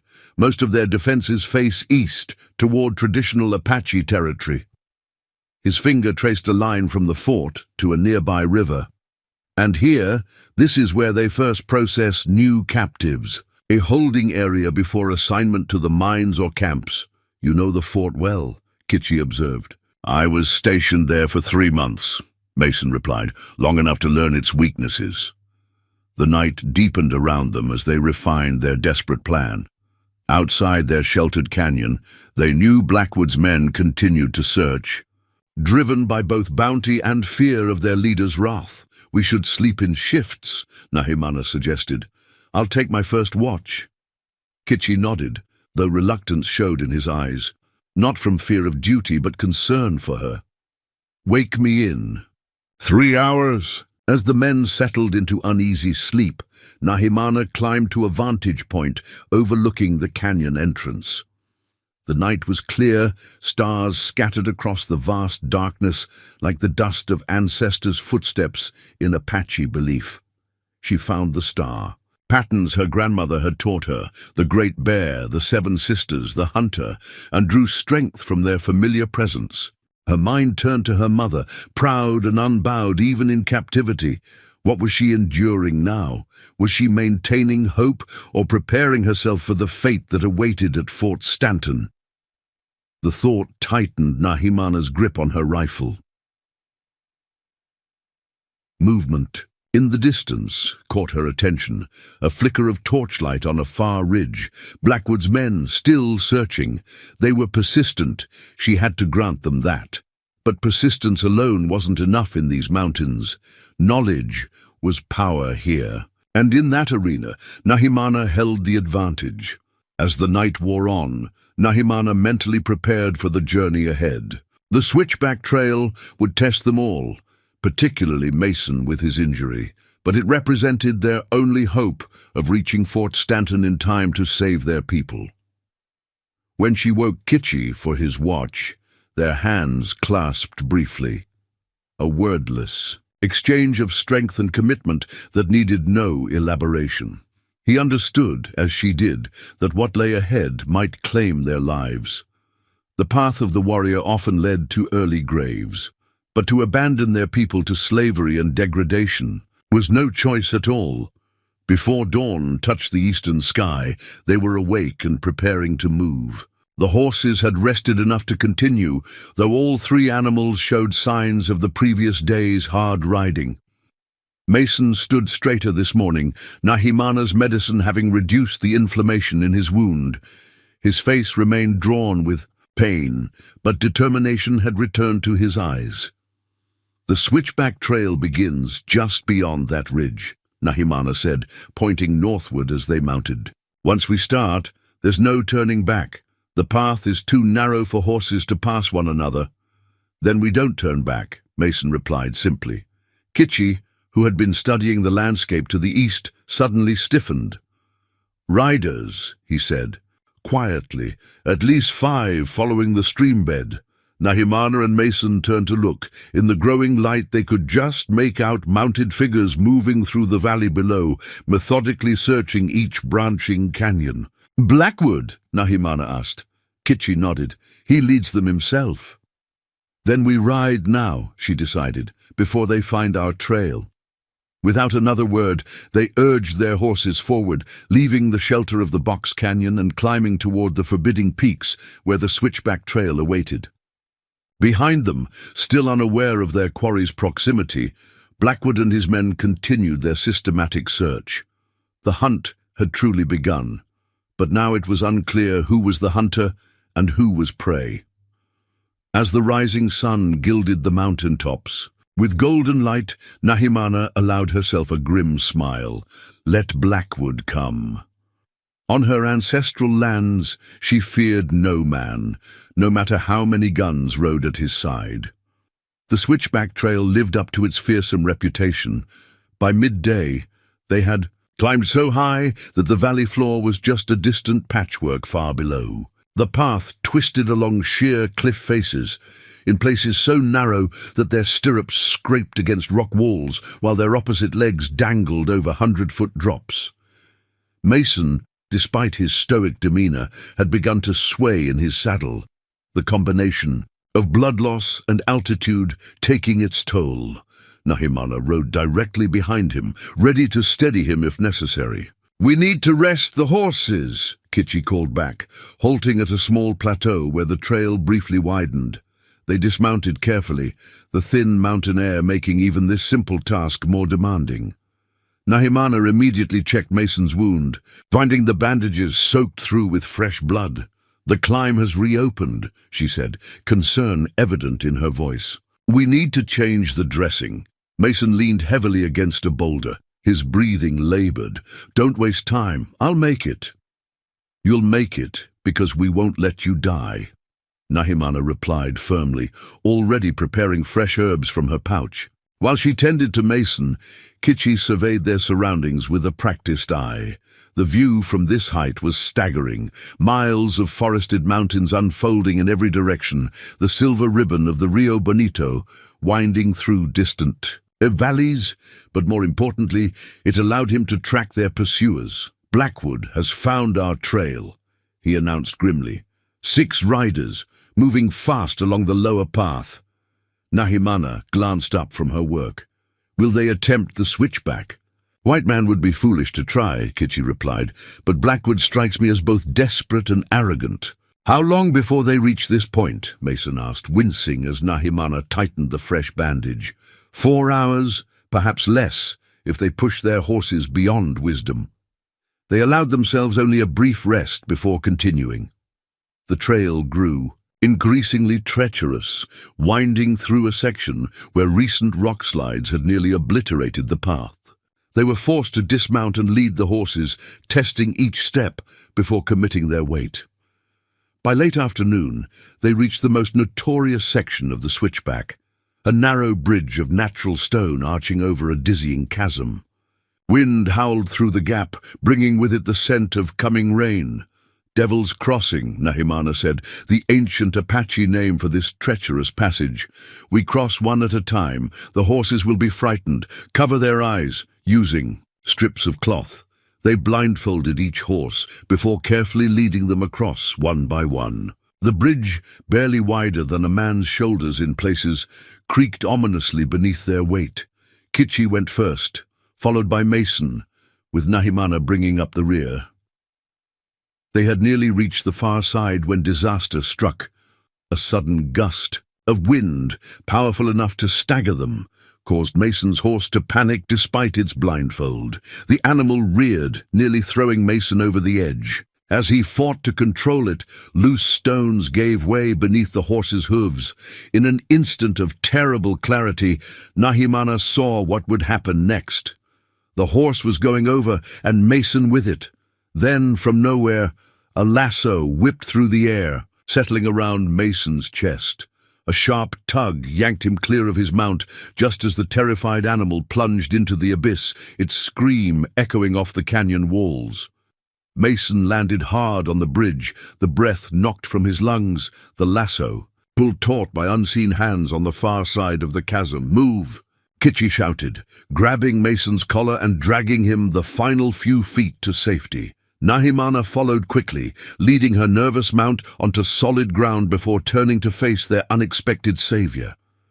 A figure emerged from behind a cluster of boulders. A white man, tall and weathered, with iron-grey hair tied back beneath a battered cavalry hat. A Winchester rifle rested casually in the crook of his arm, and piercing blue eyes studied them with wary intelligence. "That's twice now I've saved someone from that damn bridge," the stranger drawled, coiling his rope with practiced ease. "Folks never learn." Kitchi had positioned himself protectively in front of Nahimana, his hand hovering near his knife. "Who are you?" he demanded. "Name's Jeremiah Wade," the man replied, making no move to approach closer. "This here's my mountain, more or less," his gaze fixed on Mason with sudden recognition. "Well, I'll be damned. Mason Thorne. Last I heard, you were deserting the army and putting a bullet in Lieutenant Phillips." Mason pushed himself to his feet, still catching his breath. "Wade, thought you were dead." "The Comanche raid at Yellow Fork. Greatly exaggerated," Wade replied with a thin smile. "Found it convenient to let folks think I'd gone under." His attention shifted to Nahimana and Kitchi. "Interesting company you're keeping these days." "They're friends," Mason said firmly. "And we're in a hurry." Wade's eyebrows rose. "Must be important to risk the switch back, especially with a bullet hole in you." "Blackwood's men are close behind us," Nahimana interjected, deciding directness was their best approach. "They've taken my people captive, bound for Fort Stanton and the mines beyond." Silas Blackwood. Wade's expression darkened. "That explains plenty." He studied them for a long moment before coming to some internal decision. "My cabin's a quarter-mile ahead. Your man there won't make it much further without real doctoring, and that storm's going to break within the hour." Thunder rumbled in the distance, emphasizing his point. Dark clouds were gathering over the western peaks, promising a deluge that would make the switchback utterly impassable. "We don't have time to stop," Kitchi argued. "You don't have time not to," Wade countered. "Blackwood won't attempt the crossing in this weather. That buys you a few hours at least." He gestured to Mason, "And he's running on borrowed time as it is." Nahimana weighed their options quickly. Mason's condition was deteriorating, and the approaching storm would indeed halt their progress regardless. "Lead the way," she decided, ignoring Kitchi's look of disapproval. Wade's cabin proved to be a substantial structure built into the side of the mountain itself, partially concealed by natural rock formations and towering pines. Inside was unexpectedly well-furnished, a far cry from the crude shelter they had anticipated. "Army retirement didn't suit me," Wade explained, noting their surprise as he stoked the fire in a large stone hearth. "Been up here for nearly 7 years now. Get supply runs from a Jicarilla trader every few months, otherwise keep to myself." While Kitchi remained watchful by the window, Wade examined Mason's wound with practiced hands. "Clean through, at least. No bullet to dig out." He reached for a worn medical kit. "Army surgeon for 20 years before I took my commission. Guess some skills don't fade." As Wade worked, Nahimana studied their unexpected benefactor more carefully. His cabin walls held an eclectic collection of items: Apache baskets alongside cavalry sabers, Navajo blankets next to surveyor's maps. "You know these mountains well?" she asked. Wade nodded, not looking up from his work. "Better than most. Mapped half of them myself back when the Army was first establishing the territory." "Then you know about Fort Stanton and what happens there?" Wade's hands paused momentarily. "I know enough," he replied, voice carefully neutral. "Enough to keep my distance. Yet you live as a neighbor to such evil." The accusation hung in the air between them. Wade finished bandaging Mason's shoulder before answering. "There's evil in every direction, girl," he said finally. "Man can only fight so many battles before he learns to choose carefully. And you chose to hide," Kitchi remarked from his position by the window. Wade's eyes flashed. "I chose to survive, something your people understand better than most." He turned back to Nahimana. "I know why you're heading to Fort Stanton. I also know it's suicide. Blackwood has 30 men at his call, plus whatever support Colonel Walton provides." "We plan to reach the summer hunting grounds," Nahimana explained. "There are warriors there who will join us." Wade shook his head.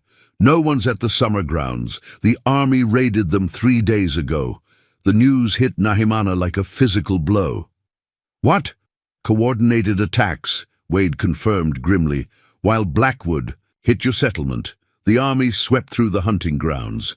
They're executing Walton's new strategy: eliminate all Apache presence within 50 miles of the fort." Silence fell as the implications sank in.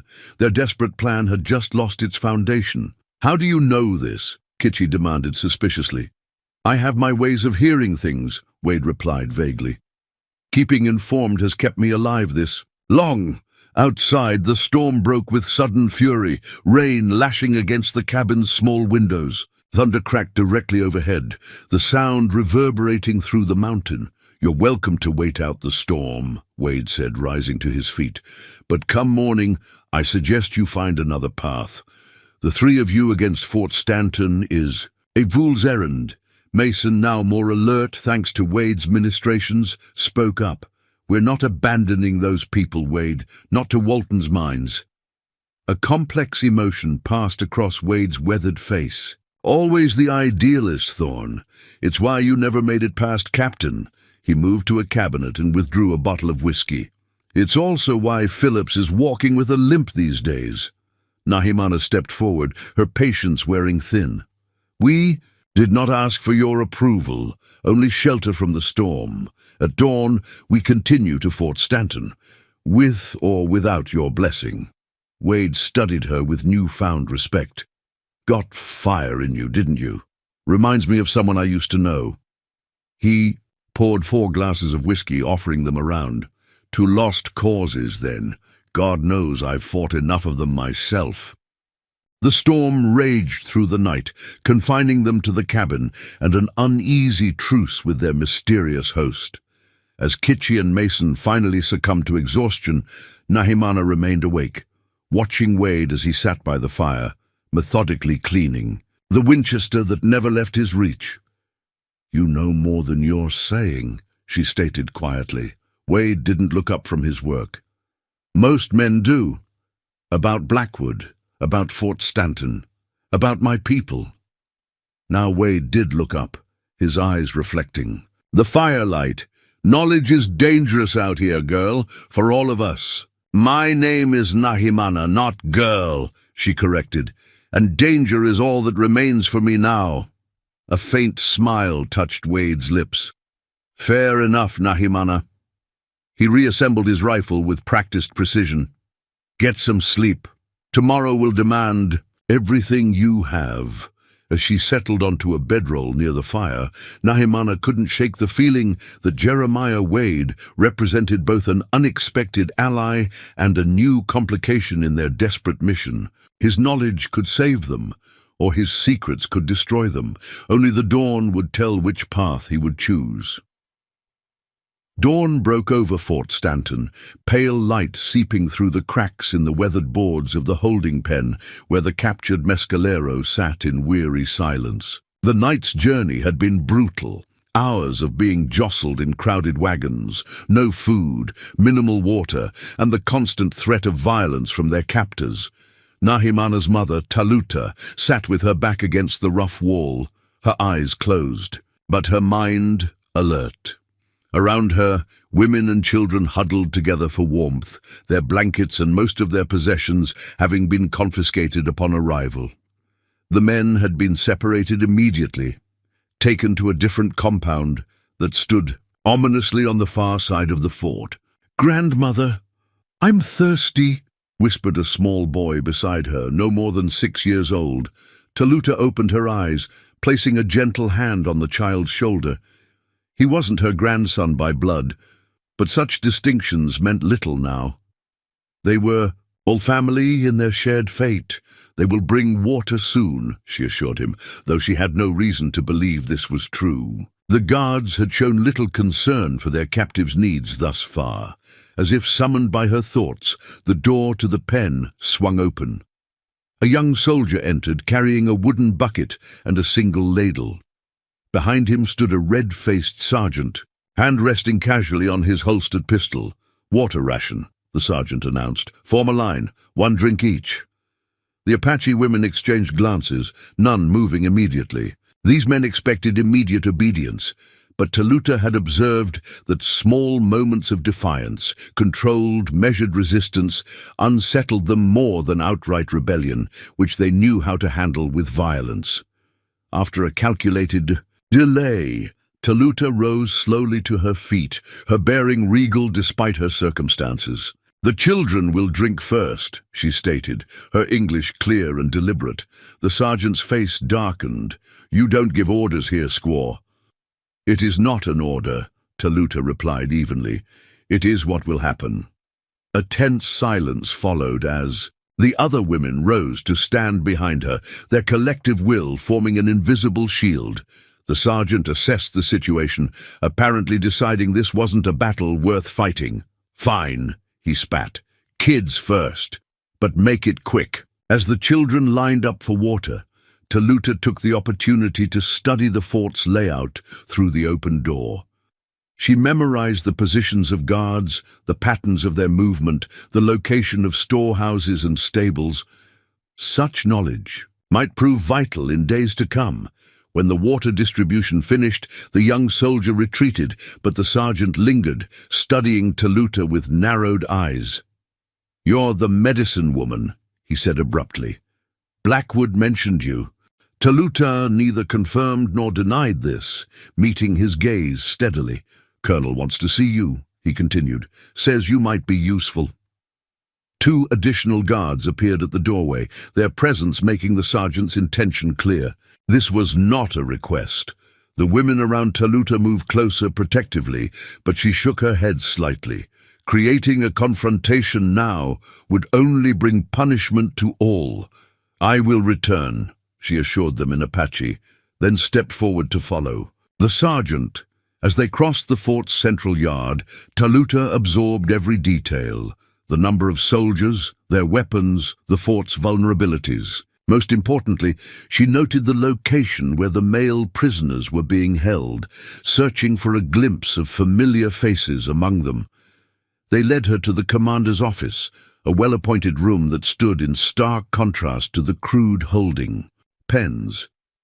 Behind a large oak desk sat Colonel Walton, a thin man with calculating eyes and a meticulously groomed mustache. Standing to his side was Blackwood, his imposing frame seeming too large for the civilized setting. "The medicine woman, sir," the sergeant announced before withdrawing and closing the door. Colonel Walton studied her with academic interest. "I understand you speak English quite well," he began. "Missionary school, I presume." Taluta remained silent, her expression impassive. "Your cooperation would make things considerably easier," Walton continued, unperturbed by her silence.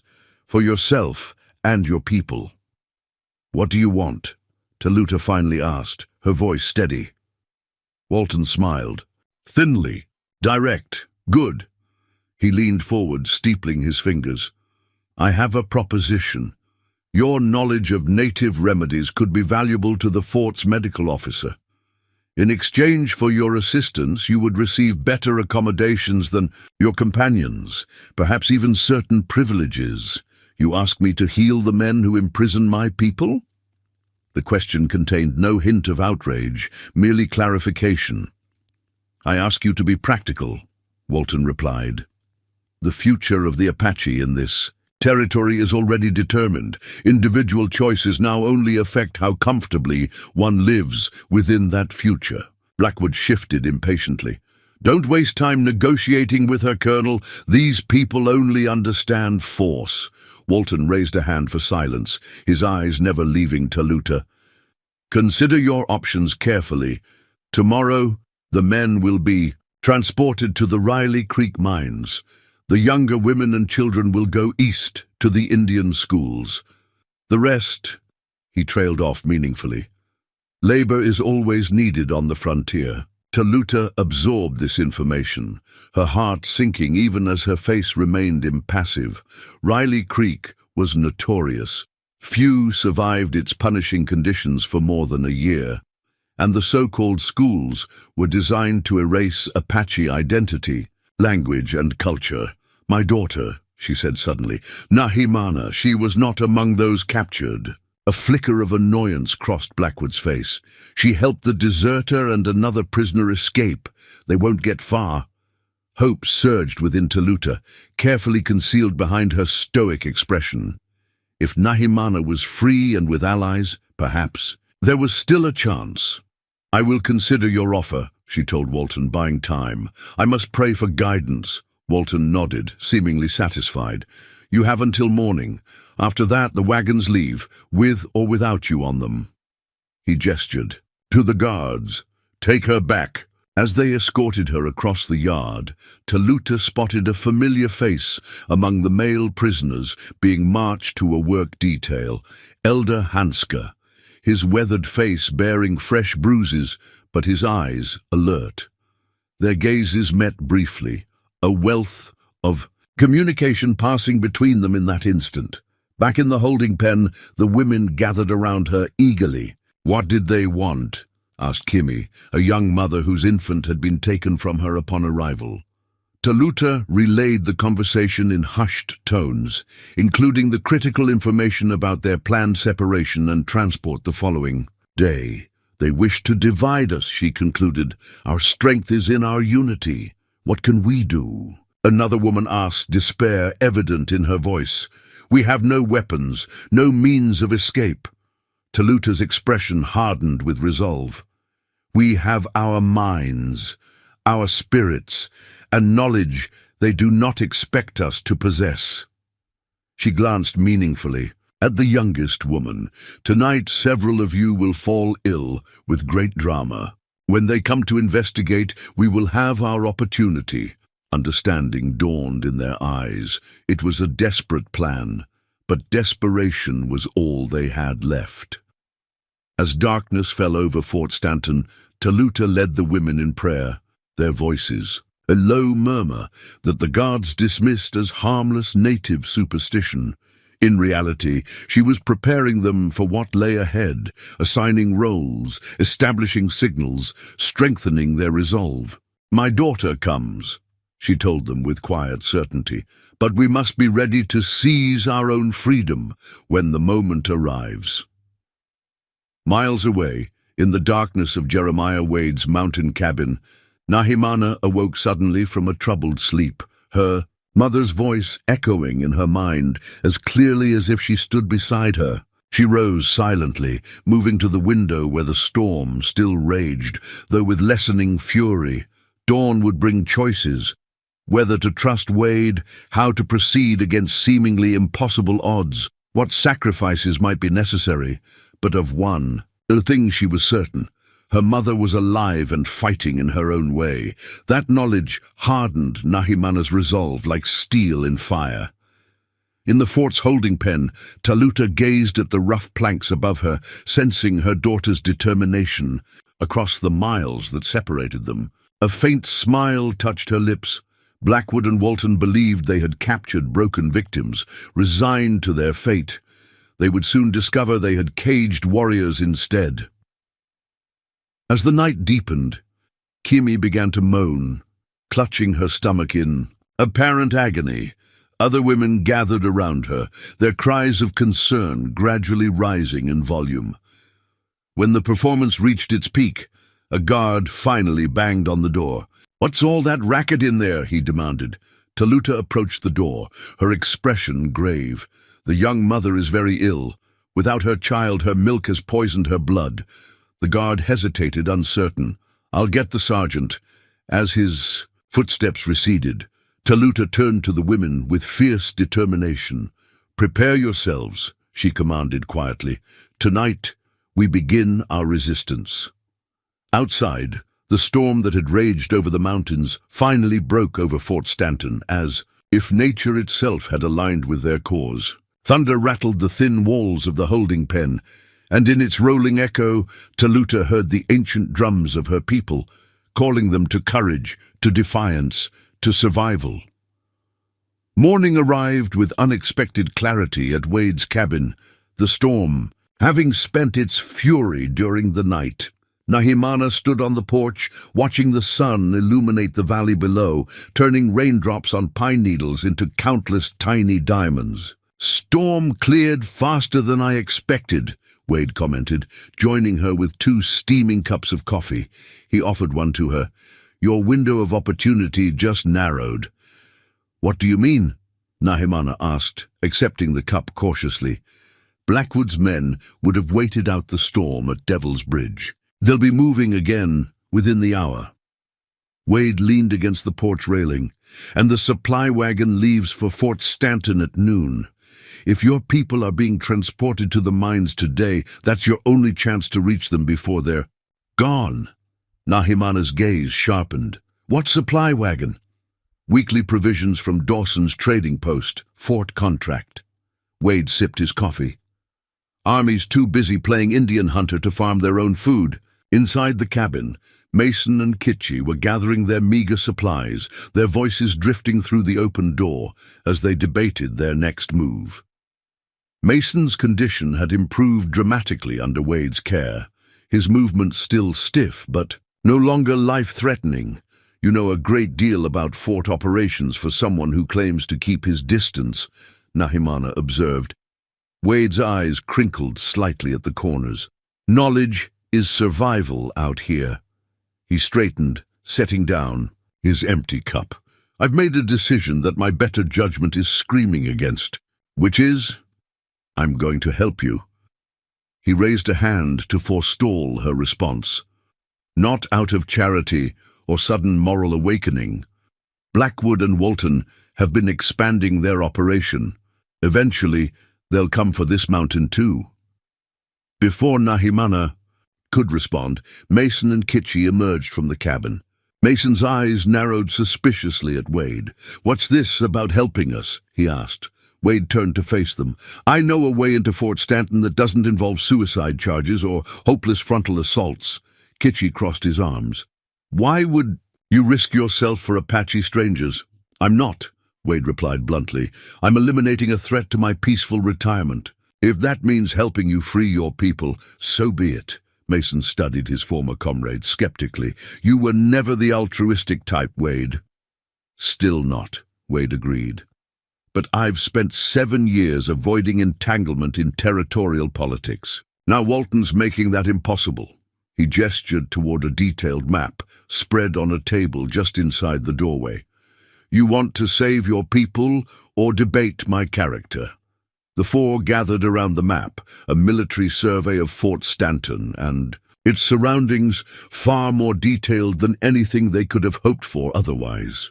The fort was built with its defenses oriented toward traditional Apache raiding approaches from the east, Wade explained, pointing to the fortifications. The western approach, where the supply road comes in, is relatively vulnerable.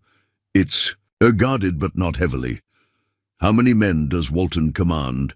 Mason asked. Officially 50, in practice closer to 35 combat ready. The rest are clerks, cooks, and aging officers counting the days to pension. Wade's finger moved to a building marked within the fort's walls. This is where they'll hold the women and children. The men will be in the north compound here, awaiting transport to the mines. Nahimana leaned forward. When will they be moved? If standard procedure holds, the mining transport leaves at dawn tomorrow. Once they're on that wagon train, retrieving them becomes significantly more difficult. So today is our only chance, Kitchi stated grimly. Wade nodded. The supply wagon. From Dawson's presence, your best opportunity. It's scheduled to arrive at the fort by late afternoon. 2 men drive it, usually Dawson's son Timothy and a hired hand. You're suggesting we intercept the wagon? Mason asked, following Wade's thinking. Precisely. Replace the drivers, enter the fort legitimately, and operate from within. Wade traced the route on the map. The wagon follows this road through Hackberry Canyon. Narrow passage, perfect for an ambush. Nahimana exchanged glances with Kitchi, seeing her own concerns mirrored in his eyes. Even if we successfully enter the fort, we'd still be vastly outnumbered. Which is why you need a distraction, Wade replied. Something to draw the soldiers away from their posts, create confusion. Such as, Mason prompted. Wade's expression grew calculating. Blackwood's bounty hunters are still searching for you. If they were to, say, attack the fort under the impression that Walton was harboring you. A slow smile spread across Mason's face. That's devious, Wade, even for you. Blackwood and Walton are allies, But it's an alliance of convenience, Wade explained. There's no love lost between them. With the right misinformation, we could turn them against each other temporarily. Kitchi looked skeptical. How would we convince Blackwood to attack the fort? Leave that to me, Wade said. I've dealt with his type before. Greed and paranoia make men predictable. The plan developed rapidly, each contributing their knowledge and skills. Wade would intercept Blackwood, feeding him false information about Mason's whereabouts and Walton's supposed betrayal. Meanwhile, Nahimana, Kitchi, and Mason would ambush the supply wagon and use it to enter the fort during the ensuing chaos. Once inside, Mason continued, tracing their route on the map, we head directly to the holding areas. Nahimana takes the women's compound, I take the men's. Kitchi secures our escape route. The main gate will be watched, Wade cautioned, but there's a service entrance here used for removing waste. It's guarded by a single sentry, typically the newest recruit assigned the least desirable duty. That's our exit, Nahimana decided. We'll need horses waiting beyond the perimeter. Already handled, Wade replied, surprising them. I've got 4 mounts hidden in a ravine half a mile west of the fort. Been there since yesterday. Mason's eyebrows rose. You've been planning this longer than you let on. Wade shrugged. Let's just say I've been considering contingencies for some time. Fort Stanton has been a growing problem for years. As they finalized the details, Nahimana felt a curious blend of hope and suspicion. Wade's assistance was invaluable, but his motivations remained murky at best. Still, they had little choice but to trust him, at least as far as their interests aligned. By mid-morning, they were prepared to depart. Wade had provided them with additional weapons and supplies, including a small canvas bag that he handed. To Nahimana, with particular care, blasting powder, he explained. Military grade, if you need to create a secondary distraction inside the fort, this will do it. Place it near the ammunition store for maximum effect. Nahimana secured the bag, nodding her understanding. The weight of it against her hip was both reassuring and terrifying, power and responsibility in equal measure. Outside, Wade mounted his horse, checking his Winchester one final time. I'll find Blackwood, set him on Walton's trail. With luck, he'll reach the fort just after you've secured the supply wagon. And if he doesn't believe you, Kitchi asked, then you'll have one less problem to deal with, Wade replied grimly. Either way, I'll meet you at Devil's Peak tomorrow at sundown, assuming any of us survive this foolishness. As Wade prepared to depart, Mason approached him, extending his hand. I misjudged you, Jeremiah. Wade accepted the handshake with a wry smile. Don't canonize me yet, Thorne. If this goes badly, I'll deny knowing any of you. The 4 riders split at the trail junction, Wade heading east toward Blackwood's likely position, while Nahimana, Kitchi, and Mason turned west toward Hackberry Canyon and the approaching supply wagon.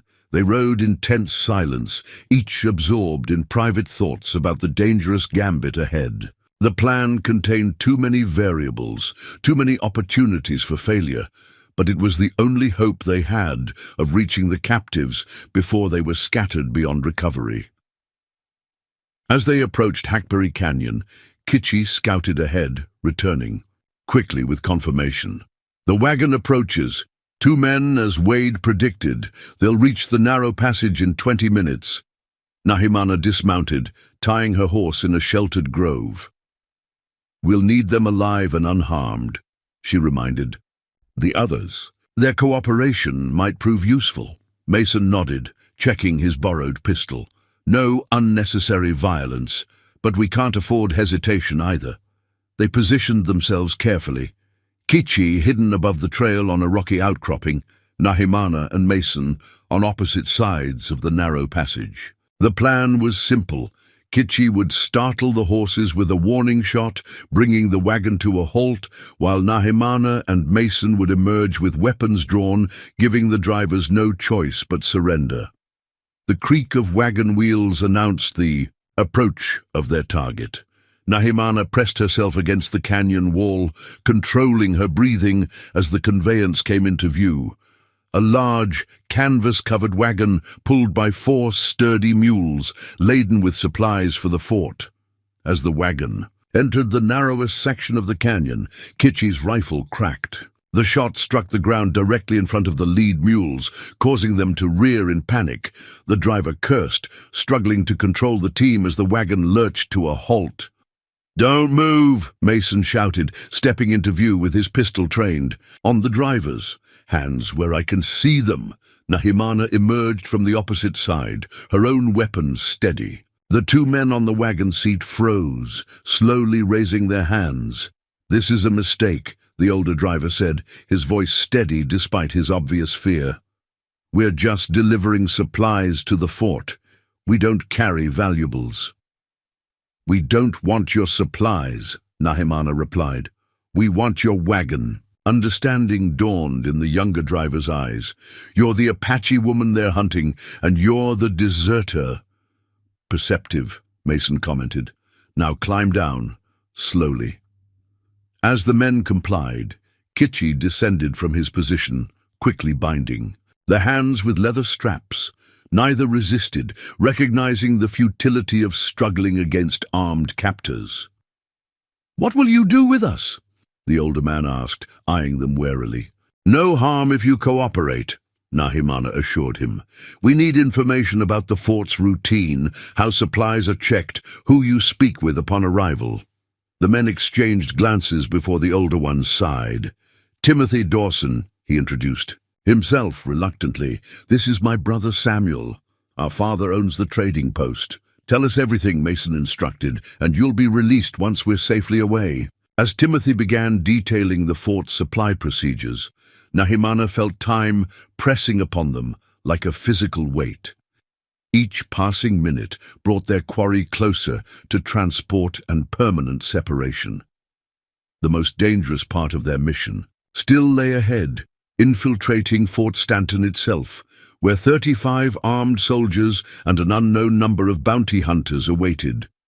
But for the first time since the attack on her settlement, she allowed herself to believe success might be possible. They had a plan. They had allies, however questionable. And most importantly, they had reached the point of no return, the moment when desperate hope transforms into resolute action. The supply wagon rumbled toward Fort Stanton as the afternoon sun began its descent behind the western mountains. Mason handled the reins, his military jacket buttoned precisely, hat pulled low over his eyes. Beside him, Nahimana sat with head bowed, her hair tucked beneath a worn slouch hat, face deliberately smudged with dirt to obscure her features. Both wore clothes taken from the Dawson brothers, who now lay bound but unharmed in a secluded ravine, watched over by a promise to return and free them after nightfall. Kitchi had separated from them an hour earlier, making his way to the ravine where Wade had concealed the horses for their escape.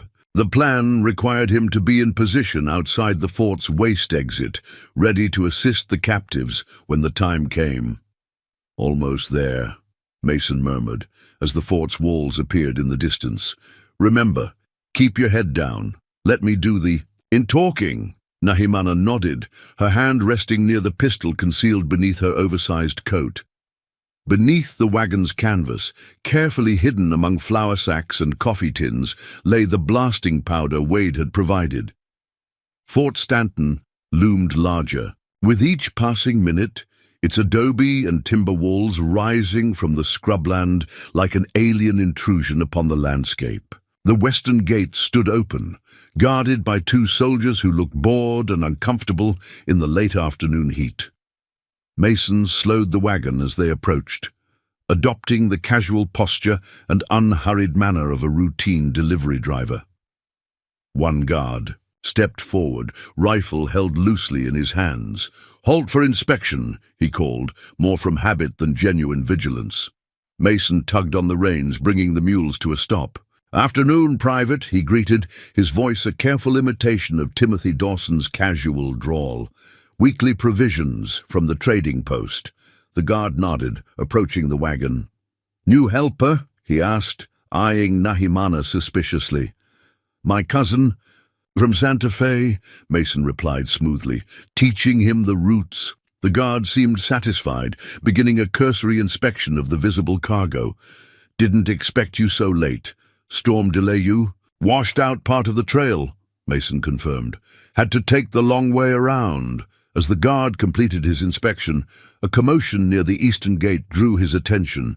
Raised voices, then the distinct sound of approaching riders. Many of them. "What the hell?" the guard muttered, turning toward the sound. Mason and Nahimana exchanged quick glances. Wade had succeeded in his part of the plan. "Better get this wagon inside," Mason suggested casually. "Sounds like trouble brewing." The guard hesitated only briefly before nodding. "Go on through.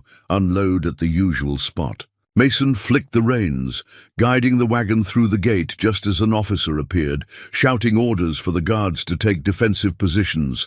"Blackwood's men approaching from the east," the officer called. "All hands to stations." Soldiers began rushing toward the eastern wall, creating exactly the diversion they had hoped for. Mason steered the wagon toward the central yard, where supplies were typically unloaded. As they passed the women's holding area, Nahimana caught a glimpse of faces peering through crude windows, her people watching and waiting. "The diversion won't last long," Mason muttered. "Once Blackwood and Walton sort out their misunderstanding, they'll realize they've been manipulated." Nahimana nodded, already scanning the fort's layout, confirming it matched Wade's map. "There," she whispered, gesturing subtly toward a storage building near the men's compound. "The powder will create maximum confusion there." Mason guided the wagon to the designated unloading area, where a single-board quartermaster awaited them. Outside the fort walls, they could hear the growing confrontation, Blackwood's men demanding entry, accusations being shouted, threats exchanged.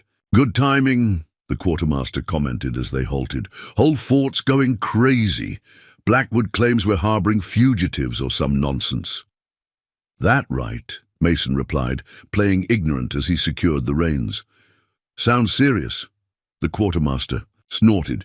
"That bounty hunter's been a pain in Colonel Walton's side for months, getting too big for his britches."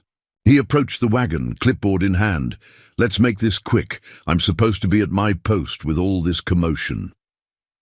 Nahimana slipped from the wagon while the quartermaster's attention was on Mason and the inventory list. Moving with deliberate casualness, she began unloading boxes, gradually working her way toward the back, where the blasting powder was concealed. Gunfire erupted suddenly from the direction of the east gate. A series of sharp cracks, followed by shouted orders. "Damn it all," the quartermaster cursed, setting down his clipboard. "Wait here. Don't unload anything else until I get back." He hurried away, hand moving to the pistol at his side. The moment he disappeared around a corner, Nahimana and Mason sprang into action. "I'll get the powder to the storage building," she said urgently. "You free the men. Meet at the waste exit in 15 minutes. Mason nodded, checking his pistol. "Be careful. If you're not there in 15 minutes, I will be," she interrupted. "Go!" They separated, each moving with purpose through the chaotic fort. Most soldiers had rushed to the eastern wall, leaving the interior relatively unguarded. Nahimana retrieved the canvas bag of blasting powder, concealing it beneath her coat as she made her way toward the storage building. Inside the women's holding pen, Taluta heard the commotion and recognized it for what it was. Opportunity. The evening before, their feigned illness had created enough distraction for her to secure a rusty nail from the floorboards. Throughout the night, the women had taken turns working at the door's hinges, weakening them just enough to give way. Under sufficient force, "It is time," Taluta announced quietly. The women gathered around her, faces resolute. "When the guards are fully distracted, we break through." Mason reached the men's compound, finding 2 guards rather than the expected one. The heightened alert had doubled the security. He approached openly, maintaining his delivery driver persona. "Got medical supplies for the prisoners," he called, holding up a small box he'd grabbed from the wagon. "Quartermaster's orders." The guards exchanged uncertain glances. "We didn't hear about any medical supplies," one said suspiciously. Mason shrugged. "Take it up with the quartermaster. I just go where I'm told." The more senior guard frowned, then nodded reluctantly. "Make it quick, no funny business." As the guard unlocked the gate, Mason spotted Kitchi through a gap in the fort's western wall, positioned exactly where he should be. Everything was aligned. If they could maintain the deception for just a few more minutes. Meanwhile, Nahimana had reached the storage building, slipping inside unnoticed amid the growing chaos. The building was stacked with crates of ammunition, barrels of powder, and other supplies, a perfect target.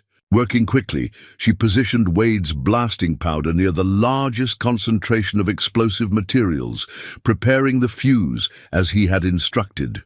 Just as she finished, the door behind her opened. She turned to find herself facing a young soldier, his eyes widening with recognition. "You're the Apache woman," he gasped, reaching for his sidearm. "The one Blackwood's hunting." Nahimana lunged forward before he could draw, driving her shoulder into his midsection. They crashed to the floor together, struggling fiercely. The soldier was stronger, but Nahimana fought with desperate intensity, knowing discovery now meant death for all of them. His hand closed around her throat, cutting off her air. Spots danced before her eyes as she fumbled at her belt, fingers closing around her knife. With the last of her strength, she drove it into his side. Not a killing blow, but enough to make him release his grip with a pained cry. Nahimana rolled away, gasping for breath. The soldier staggered to his feet, blood seeping between the fingers pressed to his wound. He reached again for his pistol. "Don't!" Nahimana warned, raising her own weapon. "I don't want to kill you." The soldier hesitated, eyes darting between her face and the fuse she had prepared. Understanding dawned in his expression. "You're going to blow up the fort," he said incredulously. "Only the ammunition," she corrected, "and only as a distraction. If you raise the alarm now, people will die needlessly, including you." Something in her direct gaze made him pause. "Why are you doing this?" "To free my people before they're sold into slavery in your minds," Nahimana answered honestly. "Would you not do the same for your family?" Conflict played across the young soldier's face. What happened next would determine all their fates. Inside the men's compound, Mason had encountered Kitchi's father among the captured Apache warriors. The older man's eyes had sparked with recognition despite Mason's disguise. "We have little time," Mason murmured in broken Apache as he pretended to check the man's injuries. "Be ready to move when the explosion comes." Outside the fort, the confrontation between Blackwood and Colonel Walton had escalated. Walton stood atop the eastern wall, his voice carrying clearly over the fortifications. "Your accusation is absurd, Blackwood. Why would I harbor the very deserter I've posted a bounty for?" Blackwood's response was equally heated. "Because you're planning to cheat me out of my rightful payment for these Apache. Wade confirmed you've been dealing directly with the mining companies." The mention of Wade's name sent a chill through Walton. The plot was becoming clearer. Someone was playing them against each other. But to what end? Realization struck him like a physical blow. "The Apache captives," he muttered. Then louder to his lieutenant, "Double the guards on the prisoners, now!" But his order came too late. Inside the storage building, Nahimana had made her decision. With a silent prayer to her ancestors, she struck the match and lit the fuse. "Run!" she told the wounded soldier. "You have 2 minutes." To her surprise, the young man hesitated, then extended his hand. "William Parker," he said. "Remember that name. I won't be raising the alarm." Nahimana took his hand briefly, a moment of unlikely connection amid chaos. "Nahimana, now go, William Parker. Live to make better choices than your commanders." As they separated, he toward the infirmary, she toward the women's compound, Nahimana felt the strange threads of fate weaving together. The explosion would come in less than 2 minutes. Mason should be positioning the male prisoners now. Kitchi would be ready at the escape point. All that remained was to free her mother and the women, then guide them through the chaos that was about to engulf Fort Stanton. The revolution was about to begin. The explosion rocked Fort Stanton with devastating force. The ammunition storage erupted in a massive fireball, sending debris hundreds of feet into the air and creating a shockwave that knocked soldiers off their feet throughout the compound. Secondary explosions followed as caches of gunpowder ignited, multiplying the chaos beyond anything Nahimana had anticipated. Thick, black smoke billowed across the fort, obscuring visibility and sending soldiers rushing in all directions, unsure whether they were under Apache attack or if Blackwood's men had somehow breached the walls. Orders and counter-orders echoed across the yard, adding to the confusion. Nahimana seized the moment, racing toward the women's compound through the blinding smoke. She reached the door just as it burst outward, kicked from within by the combined strength of several women. Taluta emerged first, her expression fierce. With determination, "Mother," Nahimana cried, embracing her briefly. "I knew you would come," Taluta replied, her voice steady despite the circumstances. "The others are ready." 27 women and children poured from the building, moving with disciplined urgency despite days of captivity. They had prepared for this moment, each knowing their role in the escape plan Taluta had devised. "This way," Nahimana directed, leading them toward the western wall, where the waste exit awaited. "Stay low, use the smoke for cover." Across the compound, Mason had used the explosion to overpower the guards at the men's holding area. The Apache warriors, though weakened by confinement and mistreatment, fought with coordinated precision, subduing their captors without raising further alarm. "The west exit," Mason told them, pressing a ring of keys into the hands of Kitchi's father. "Your women and children will meet you there." "You are not coming?" the elder asked. Mason shook his head.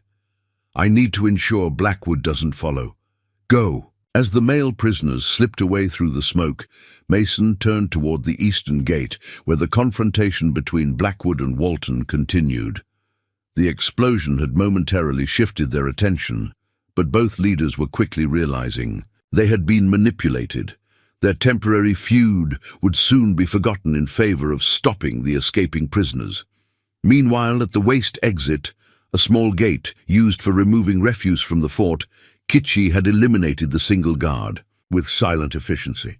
He now waited, watching the chaos unfold within the walls, counting the seconds until his people would emerge. His patience was rewarded as Nahimana appeared through the smoke, leading the women and children toward the exit. Behind them, the male prisoners were visible, moving in a protective formation. Their timing was perfect, the entire group converging on the escape point simultaneously. "The horses are ready," Kitchi told Nahimana as the first escapees passed through the gate. 2 miles west, in the ravine Wade described. Nahimana nodded, continuing to direct the flow of escapees while scanning for pursuit. "Where is Mason?" "He didn't come with the men," Kitchi replied, concern evident in his voice. Before Nahimana could respond, a shout rang out from within the fort. Their escape had been discovered. A soldier appeared through the smoke, raising his rifle to fire at the fleeing Apaches. Kitchi reacted instantly, his thrown knife finding its mark before the man could pull the trigger, but the alarm had been raised. More soldiers would come soon. "Get them to the horses," Nahimana ordered, pressing her pistol into Kitchi's hand. "I'll find Mason." Kitchi caught her arm. "It's too dangerous." "He risked everything for our people," she replied firmly. "I won't leave him to die." Their eyes held for a brief moment, 1,000 unspoken things passing between them. Then Kitchi nodded, accepting her decision with reluctant understanding. "Lead them to Hawk's Ridge," Nahimana told her mother. "We'll join you there by morning." Taluta clasped her daughter's hands. "May the ancestors guide your path," she said. Before turning to help organize the escaping Apaches, Nahimana slipped back into the fort, moving against the flow of escaping prisoners. The smoke provided cover, but it also made navigation treacherous. Fires had broken out in several buildings, and soldiers rushed in all directions, attempting to contain both the blaze and the escaping captives. At the eastern gate, Colonel Walton had finally grasped the true nature of the situation. "It's a rescue operation," he shouted to his officers. "The explosion was a diversion. Seal all exits immediately." Blackwood, watching from outside the walls, came to the same realization. "They played us against each other," he growled to his lieutenant. "While we argued, they infiltrated the fort." His face darkened with rage as understanding dawned. "Wade!" he spat. "This has Jeremiah Wade written all over it." Without waiting for Walton's permission, Blackwood spurred his horse forward, leading his men toward the fort's western side, where the terrain suggested the most likely escape route. He would not lose his valuable captives, or the chance to settle scores with Wade and the deserter. Inside the burning fort, Mason had positioned himself at a critical junction, using a fallen soldier's rifle to pin down a squad attempting to intercept the escaping prisoners. His military training served him well, allowing him to hold multiple soldiers at bay with precision fire. When his ammunition ran out, he retreated deeper into the smoke, seeking another weapon. Rounding a corner, he collided with Colonel Walton, himself accompanied by two junior officers. Recognition was immediate and mutual. "Thorn," Walton snarled, drawing his sidearm.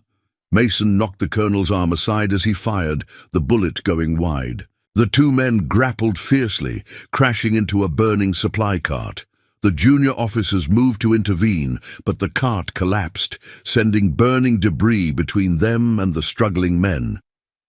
"You betrayed your oath," Walton gasped as Mason's hands closed around his throat.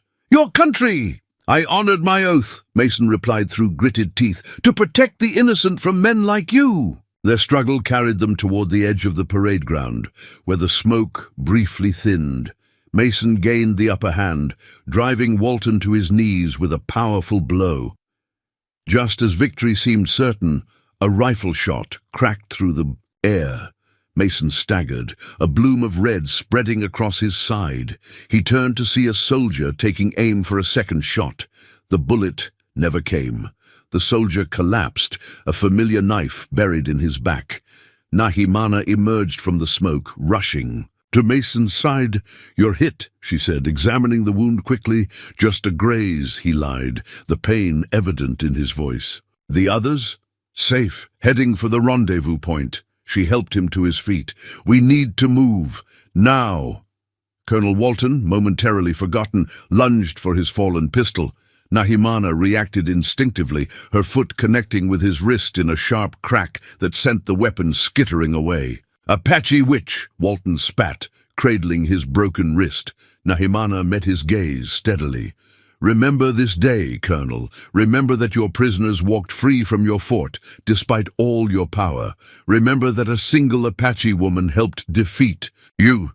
She turned away, supporting Mason as they retreated into the thickening smoke. Behind them, Walton's shouts for assistance faded as the fire and chaos consumed more of the fort. Their exit route was cut off. Soldiers now guarded the waist gate, and the main gates were sealed. Mason's wound slowed their progress. Blood seeping through his makeshift bandage. "The north wall," he suggested, his voice weakening. "Construction was never completed properly. There's a section we might be able to climb." They made their way through the burning fort, dodging patrols and using the growing darkness to their advantage. The north wall loomed before them, its adobe. Surface rough and uneven, climbable but a significant challenge, especially for a wounded man. "You go first," Mason urged. "I'll follow," Nahimana shook her head. "Together, or not at all." Before Mason could argue, hoofbeats approached from behind. They turned to see Blackwood dismounting from his horse, rifle in hand, his face illuminated by the fire's glow. "End of the line," the bounty hunter announced, leveling his weapon at them. "I've lost too much today to let you walk away." Mason shifted, placing himself between Nahimana and the rifle. "Your quarrel is with me, Blackwood. Let her go." Blackwood's laugh was cold and mirthless. "Noble to the end, eh, Thorne? No, I think I'll take you both back to Walton. What's left of his fort, anyway." His finger tightened on the trigger. "Or perhaps I'll just collect the bounty on your heads and be done with it." The moment stretched, taut with lethal possibility. Then from the darkness beyond the wall, a rifle cracked. Blackwood jerked, a look of surprise crossing his face as he dropped to one knee, blood blossoming from his shoulder.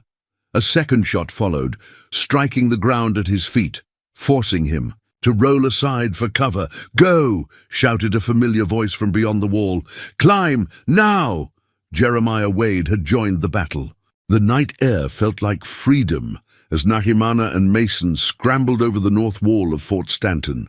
Wade's covering fire kept Blackwood pinned down, preventing pursuit as they dropped to the hard-packed earth on the other side. The fort behind them blazed against the night sky, orange flames reflected in the clouds of smoke that billowed upward. Wade emerged from the shadows, rifle still at the ready. "About time," he muttered, helping Mason to his feet. "Thought you might decide to stay for dinner." Despite the pain of his wound, Mason managed a grim smile. "Food's terrible anyway." "We need to move," Nahimana urged, scanning the darkness behind them. "Blackwood won't stay down long." Wade nodded, whistling softly. Two horses emerged from the brush, already saddled. "Your people made it to the ravine," he informed them, "Kitchie's leading them toward Hawk's Ridge as planned." Mounting was agony for Mason, his wound reopening with the effort. Once seated, he swayed dangerously, kept in the saddle only by Nahimana's steadying hand. "He needs a doctor," she said to Wade. "He needs a miracle," Wade replied bluntly. "But I know a place closer than Hawk's Ridge. Old Trapper's cabin about 5 miles west. Defensible position with access to medicinal plants." Behind them, the sounds of organized pursuit began to emerge from the chaos of the burning fort. Shouts and orders carried on the night air as Walton rallied his remaining men. They rode hard through the darkness, following game trails and dry creek beds that only Wade seemed able to discern in the moonless night. Mason's condition deteriorated with each passing mile, his breathing becoming labored, body burning with fever. After what seemed an eternity, Wade led them into a narrow canyon, then up a nearly invisible path to a small plateau. The cabin materialized from the darkness, little more than a one-room structure of rough-hewn logs with a stone chimney, but to their exhausted eyes, it looked like salvation. "Get him inside," Wade directed, dismounting to secure the horses. In a small lean-to behind the cabin, Nahimana helped Mason from his horse, supporting most of his weight as they staggered through the doorway. Inside was simple, but surprisingly well-maintained. A bed against one wall, a stone fireplace, shelves stocked with supplies and medicines. "Another of your secret homes?" she asked Wade as he entered behind them. "One of several," he confirmed, lighting a lantern. "A man in my position needs options." They eased Mason onto the bed, his face ashen in the lamplight. Nahimana cut away his blood-soaked shirt, revealing a wound far worse than he had admitted. The bullet had torn through his side, leaving a jagged furrow that bled freely. Wade assessed the damage with a practiced eye. "Bullet grazed the liver, bad, but not necessarily fatal if we can stop the bleeding and prevent infection." Together they worked to clean and dress the wound.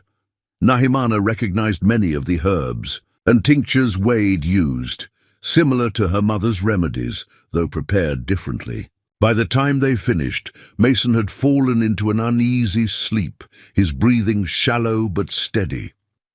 "Will he survive?" Nahimana asked, washing Mason's blood from her hands in a basin of water.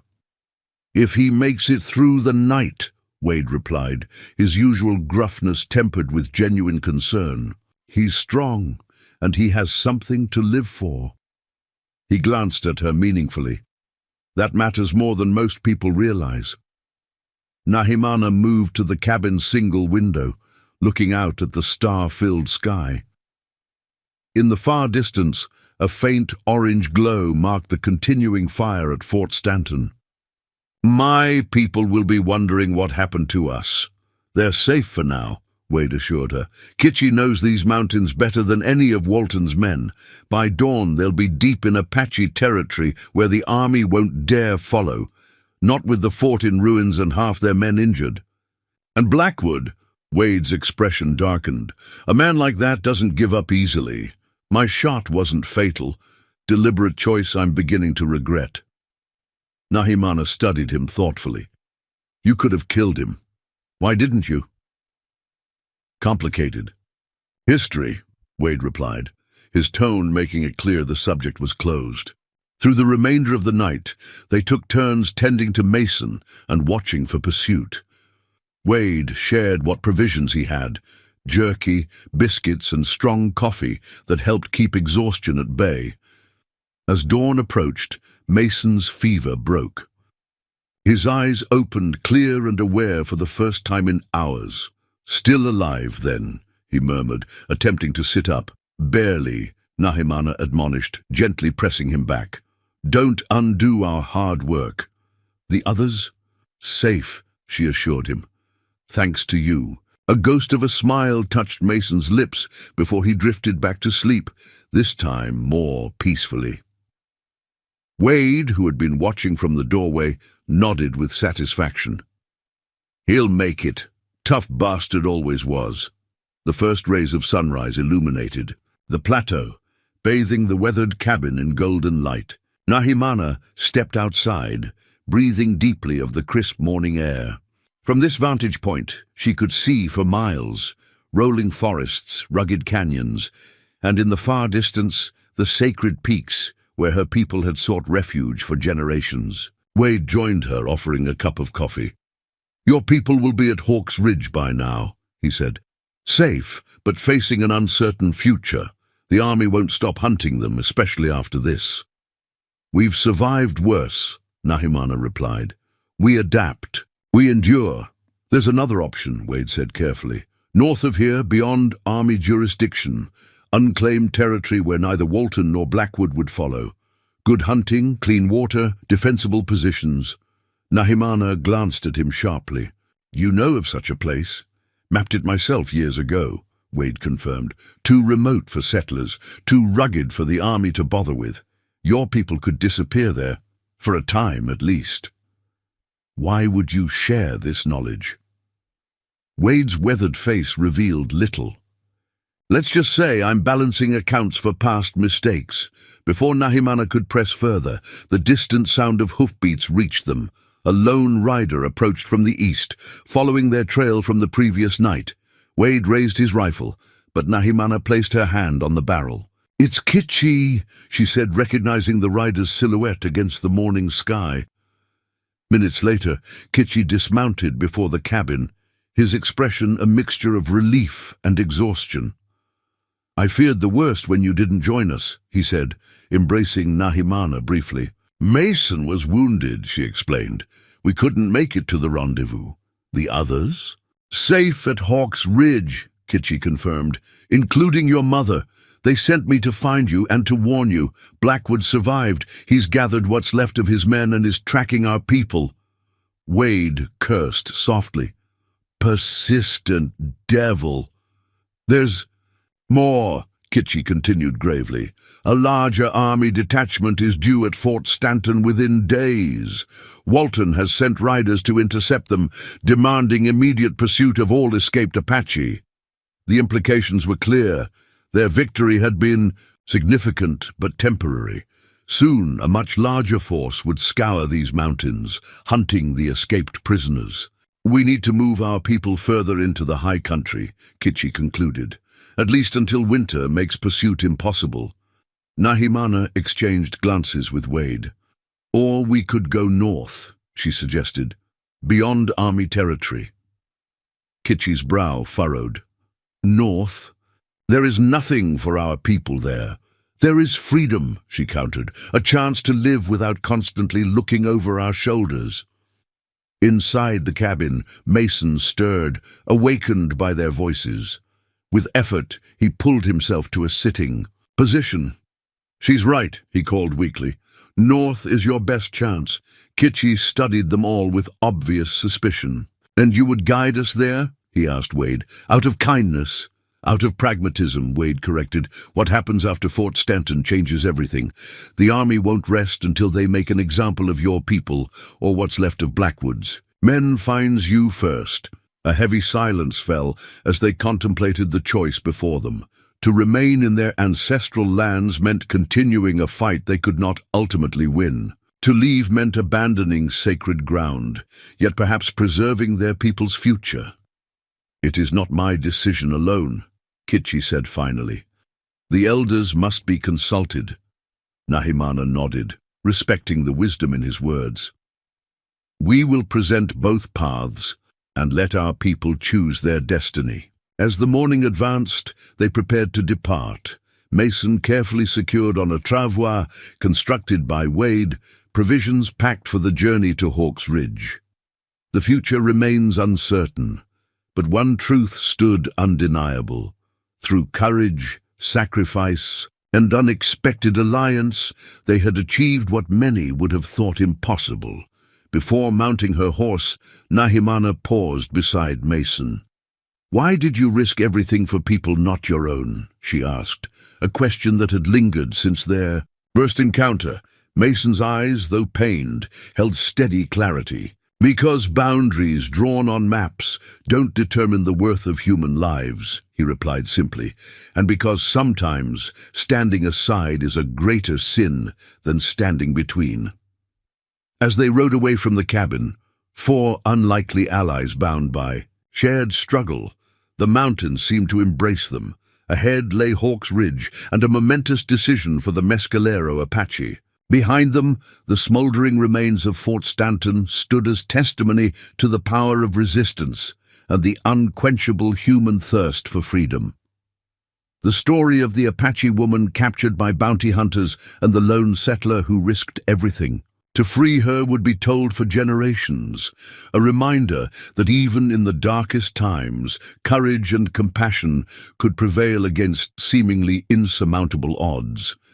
And sometimes, the most unlikely heroes emerged from the most unexpected places. Up next, you've got two more standout stories right on your screen. If this one hits the mark, you won't want to pass these up. Just click and check them out. And don't forget to subscribe and turn on the notification bell so you don't miss any upload from us.